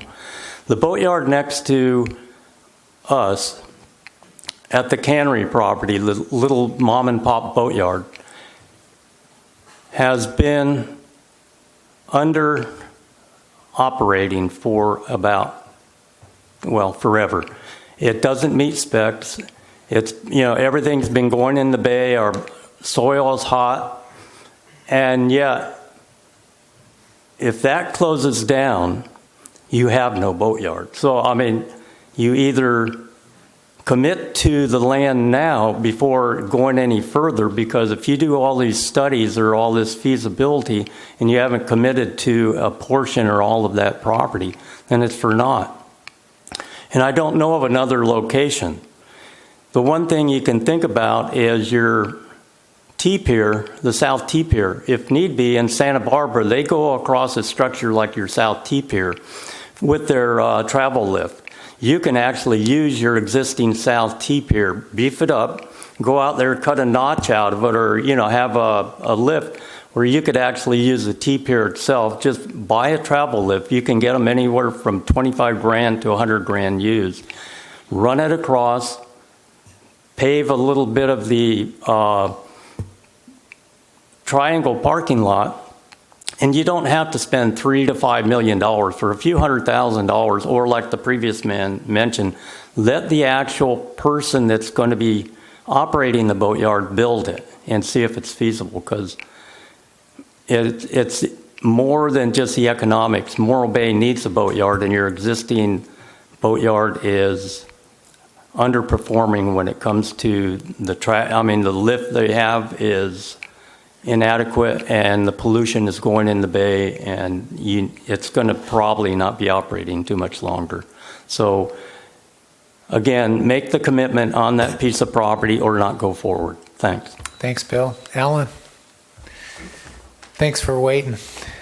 Well, I wasn't going to speak. I thought Jeremiah and Dana were going to handle that for me. My name's Alan Ord. I live in Morro Bay. Good job. Thanks. I'm a commercial fisherman. I'm on the Harbor Advisory Board. And I'm on the ad hoc committee studying the boatyard, and it's kind of a passion of mine. I've lived here off and on for many years, since 1978 when I first came up here. I guess a couple of points I'd like to make. Three really separate groups got together to work on this and were able to cooperate. The fishermen, the yacht club, and the National Estuary Program in Morro Bay. And we were all able to make compromises and agree on something that we could live with. And for us, it was a smaller yard than we were thinking maybe in the beginning, but the National Estuary Program said that they couldn't support a large yard that would bring in outside business and become kind of an industrial, overgrown thing. They also couldn't support a ways in the north end of the bay up by Coleman Park because of the eelgrass problem up there. It's the only place where the eelgrass is really flourishing. So they were happy to see this last plan that we have here with the ways located at the South T-pier. And we did a lot of work on this. We looked at a lot of information. There is the site of the Triangle lot, and it appears to me that there are no other possibilities. All the areas to the north have been taken off as environmentally sensitive habitat. If you go south of there, then nobody's going to want to have a marine-related industry outside of the zone. the Measure D area. So it really looks like the Triangle parking lot, unless the PG&E property were to be divided up and sold in parcels, it would appear the Triangle lot is our last option, and that's the one point that needs to be made. Another point that is my own personal point, I'm not speaking for anybody else, but I haul out a lot in a yard in Owako, Washington, and it is run by the Harbor Department. And I love hauling out that yard because of that setup. It's they're friendly. It's an interesting way to manage it. So I would like that to also be considered in the management structure of the feasibility analysis, and that would be considered. I guess they're going to look at different management structures, but the idea of bringing in a contractor is not the only option to think about. Anyway, I'm starting to ramble, so that's my input. Thanks, Alan. Appreciate you for staying. With that, we'll close public comment and bring it back to council for deliberation and discussion. And Matt, you want to start us off as the Harbor Advisory Board liaison? Sure. The Harbor Board, with the subcommittee, they've been doing lots of work on this, and this has reached back to 1997, the various times this has come. I totally agree with what Alan's saying and what the Harbor Board is bringing up. In terms of working harbor, we need a last piece of property, although, that could change, but right now that's what we have, and that's what we're looking at. I understand the two gentlemen who spoke, and I understand your point, but however, this is kind of what we've been presented with, the harbor, and so right now, understanding and a lot of due diligence and hard work from these folks on the board have gone into this. So understanding that there's other things like Eric was talking about on the Embarcadero that could come, and in terms of the promenade, in terms of the downtown plan. Right now, this is where it's at, and this is right in front of us, so I think the feasibility study is warranted. There you go. Great. Matt, Christine?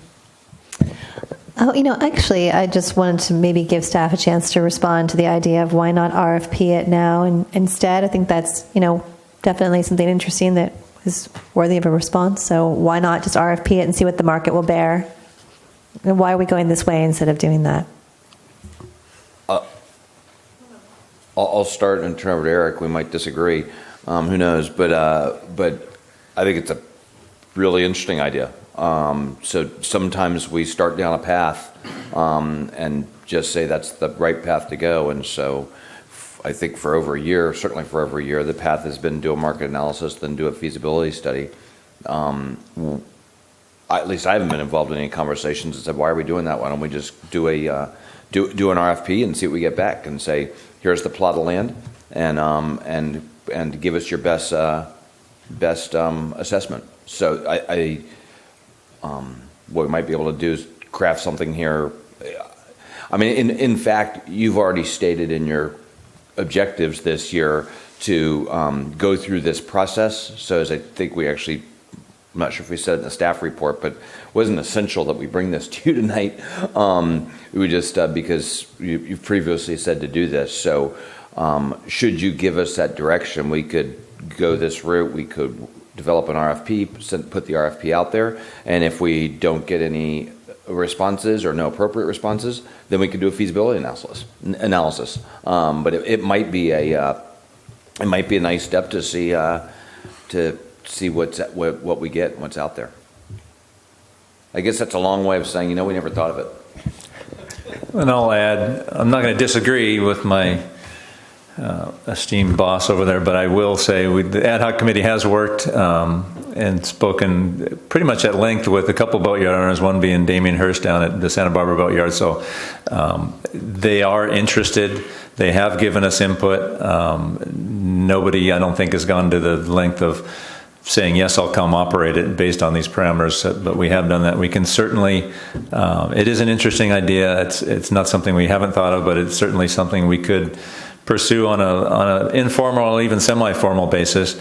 As far as putting out an RFP for a property that may or may not get used for that, I don't know how much time and energy a prospective boatyard guy is going to put into that. If I'm a boatyard professional running a yard and I've got this maybe thing that's out there the city of Morro Bay might do. I don't know how much time I'm going to put into it or how serious I'm going to get about it. So I don't know at what level we may want to or may not want to do that. Mr. Certainly Mayor, worth looking at. And Mr. Mayor, if I may add to what Eric just said, based on what Rob said, a lot more planning analysis and land use decisions are going to have to be made, and so the likelihood of someone wanting to spend the time without that having been done is probably not real high. Okay, great. I think it's good to get the response. Yep. Appreciate it. So, honestly, we're discussion now, right? Yep. Okay, so that was a great response to where we are headed. I've always supported that the city should, since I've been on the council, I've always supported that the city should, have closure on whether or not we're going to have a boatyard. So I'm in support of getting more information to lead us to that conclusion one way or another. So that's all. Supportive. Thanks, Christine. John? I'm supportive of moving forward and setting out the RFP and getting the information back. RFP or feasibility? Feasibility. I mean, the feasibility study. Yeah. Sorry. Yeah. Actually, everybody's right, because we'll do an RFP for a feasibility That's study. right. Yeah. That's what I meant. Yeah. So. Noah? I agree. Okay, great. I would support it as well.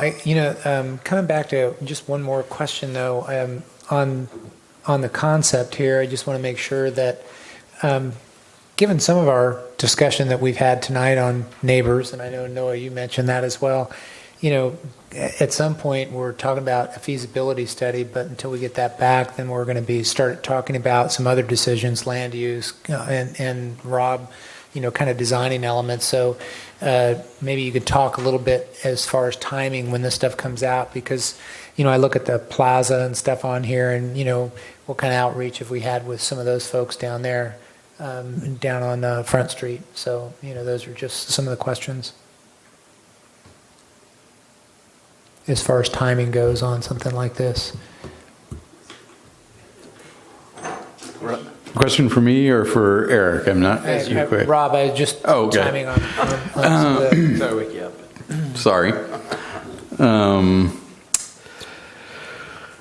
Timing on this project. This kind of harkens back to the last 3-hour discussion on the Rigetti property and whether or not this is the right spot or when we do the feasibility analysis. I see the feasibility analysis as kind of like what we did on Rigetti and the other site, the fatal flaws. Do we want to spend a whole bunch of money designing a site if there's a fatal flaw and the primary fatal flaw is it economically feasible? As far as timing on going through the design and permitting process, so site design, we need to do an RFP for that, probably a couple months. The designer is probably going to take at least 6 months to lay all this out, another 6 months at least to get through the permitting process. You're talking probably at least a year to get through. So during that time, all those people will be noticed. We'll get people involved and stuff. And I would assume that we would do, even before we got to that point, through maybe the tail end of the feasibility process, some sort of outreach and community meetings with the neighbors to make sure that they know, and we don't end up with a meeting like we had here with the neighbors to this site. Okay. To be clear, that outreach is perhaps part of the end of a feasibility study, but we're not going to be starting that this week. Talking about this site, and specifically, Mayor Irons, you mentioned, the plaza and those sort of things. I would describe these as what we asked them to do was look at the boatyard and see what a boatyard fit in there. And they went a step further when we said look at parking. We said boatyard and parking, and that's when they put a plaza in and some of the other things. And so those are not designs at all. Those are concepts of what could be. We'll get when we get to the more design discussion phase. On pathways. Yes. Bus stops, all that. Okay. And I think Rob's fatal flaws comparison there's a great one. The does the boatyard fit? It's sort of the first fatal flaw, and we looked at that as a mini master plan. The next biggest one is it economically viable? Well, that's a pretty fatal flaw. Okay. Ready to take a motion on this, Matt, if you're up for it.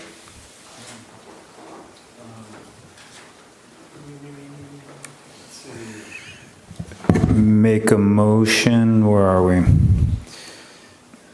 Oh, Right here. got it.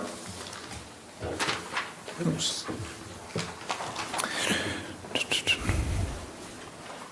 Make a motion that that we accept. Is that the right one, Jamie? Actually, it's not. Recommend Harbor Advisory Board this is, oh, yeah. Nope, sorry, it's right here. Okay, so there's two parts, it looks like. Make a motion that the City Council, that we accept the Harbor Advisory recommendation, option A, moving forward with the concept plan for the Triangle Lot as the preferred site and on which to conduct a financial feasibility analysis for the proposed marine services facility boatyard. And so also, would you like to include the second part to that, Eric? Please. Yes, okay. And in addition, as part of that motion, that we authorize staff to seek and engage a consultant to conduct a full financial feasibility analysis of the proposed marine services facility boatyard based on option 8 concept plan, including authorization of up to $50,000 to complete the analysis from the Harbor Accumulation Fund. So we have a motion, and a motion by Mr. Makwetsky, a second by Mr. Smuckler. Any discussion? Seeing none, all in favor say aye. Aye. Opposed? Was that it? Okay, all right, good. All right. Wow. Okay, so motion passes 5-0. Last item on the agenda, discussion agenda for the California Marine Affairs and Navigation Conference, CMAC, annual Washington, D.C. trip. Eric, thanks for putting this together. This was just an introduction of something we haven't done before as far as just going over discussion items, agenda, and perhaps just clarity from the council on, overall talking points for the meeting. Sure. So thank you, AGP. Got it queued up. So this, again, is a discussion item, kind of providing City Council and public background and information on what we do in Washington. I think you got a fair amount of this back in January when we went for authorization to send the delegation to Washington, D.C. with CMAC, which is the California Marine Affairs and Navigation Conference, basically a sort of a trade organization of all the ports and harbors up and down the coast of California that primarily look at dredging as their main issue and the Corps of Engineers, but also look at other issues. So our purpose here tonight, again, is just to give some information to the public and the City Council on what we do in Washington, D.C. and facilitate a conversation if one should take place. Making no recommendations, it's just a review and discussion item. We're not recommending you take any action tonight. Alternatives, there really are none, or you can tell me to stop speaking. I guess that's an alternative. Fiscal impact, total cost for the 3-person delegation is estimated about $8,300. We did get a cable grant from the California Central Coast Joint Cable Fishery Liaison Committee for $8,000, so that covers the bulk of the project costs. We do have in-kind costs as well that we contribute, so we're pretty well covered on the financial front. Background, the City of Morro Bay is a longstanding CMAC member. I'm currently on the board of directors. Rick Alger, my predecessor, was on the board of directors. It's a very active, very engaged organization. Again, primarily works for ensuring dredging projects and funding up and down the California coast. Annually, they host a Washington Week meetings, which is for all us members that choose to go to Washington, D.C. and visit our legislators, Congress people and senators, various agencies such as NOAA, National Marine Fisheries Service, and those sorts of folks, Office of Management of the Budget, OMB, to ensure that the federal funding dredging projects are adequately carried out and funded. Commercial fishing, spatial planning, other things we go to. This year, we'll get to some bullet points later, but we go with water treatment plant and drought and other things that we can take advantage of while we're there in Washington, D.C. Continued federal funding for our channel, for our authorized channel, is sort of our primary objective there with the Corps of Engineers. We work very closely with the Corps of Engineers at all levels. The LA District, who are the folks we work with most closely, the Division, South Pacific Division, We're the folks that cover the whole South Pacific area, including the west coast of the United States, and then headquarters back in Washington, D.C., which is where we're going next week. Again, we work with Office of Management of the Budget, so it's important that we stay engaged with CMANC because they're very well connected with all these folks in D.C. and also the state and our sister ports and harbors, and we all go as a unit, generally singing the same song of sort of continuity of, Morro Bay is not a container port, but Los Angeles Long Beach is, and Los Angeles Long Beach handles the containers while we handle the commercial fishermen. So we're all part of sort of a network, and CMANC effectively going to Washington, D.C. with all these groups tends to be pretty effective.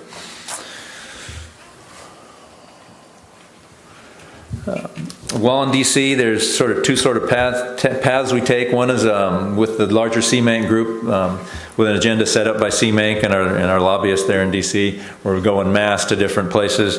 We go to the Corps of Engineers, NOAA Fisheries, Department of Transportation, our congresspeople and senators, and then our lobbyist sets up individual meetings with us, with our Morro Bay delegation, to visit and speak to Morro Bay specific issues as we see fit. So currently we're setting up those meetings right now as we speak. Primary issues this year in D.C. are dredging, obviously. Continue working on ensuring adequate funding. Proof that we do have an effective voice in D.C. is Dredge Ship Yaquin is coming in a couple of months. We're adequately funded for that. Corps of Engineers budget was plussed up by Congress this year in FY16, and we're getting an extra $4.09 million to dredge the rest of our harbor this winter.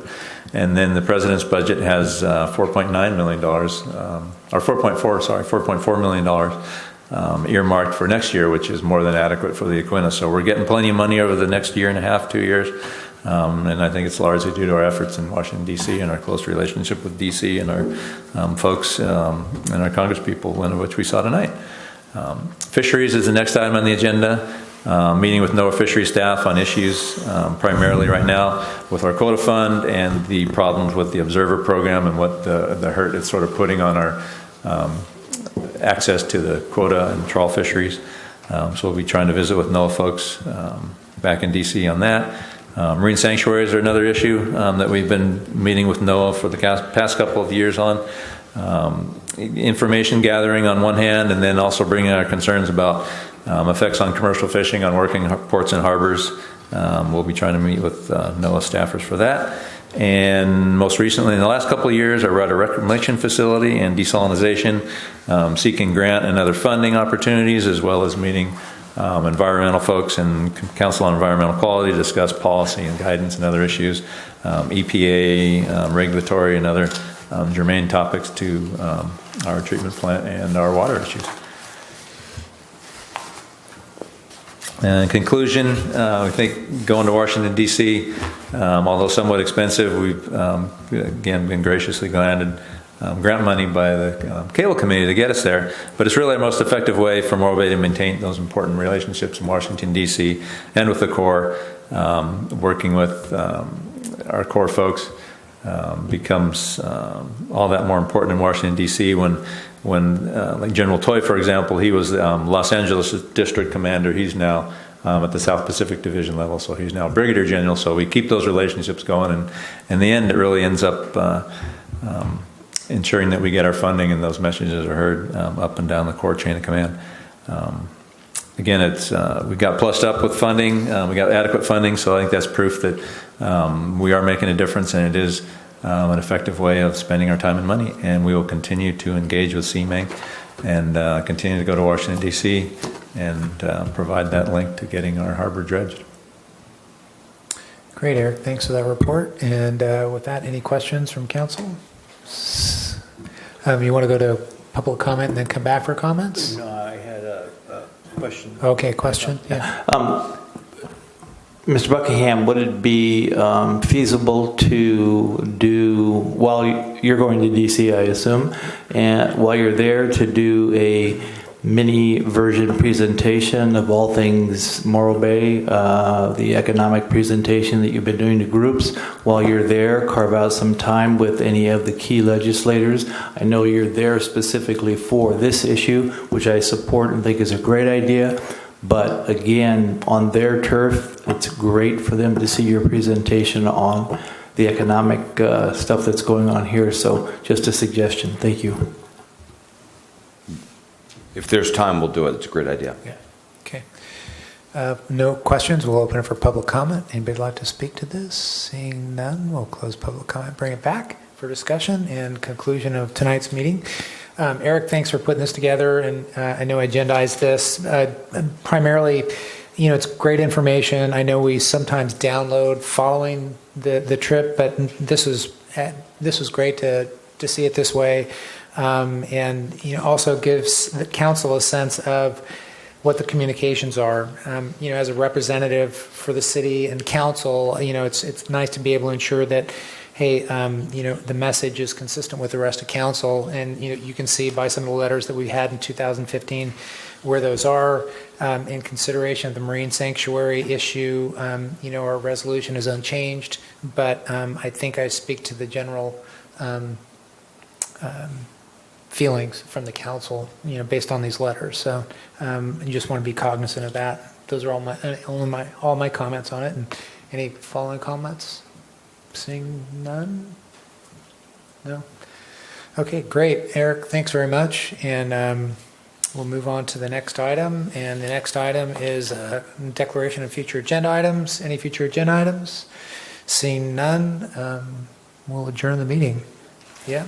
Our next meeting is Tuesday, March 27th, 2016 at 6 p.m. And we'll have code enforcement on there. Thanks very much.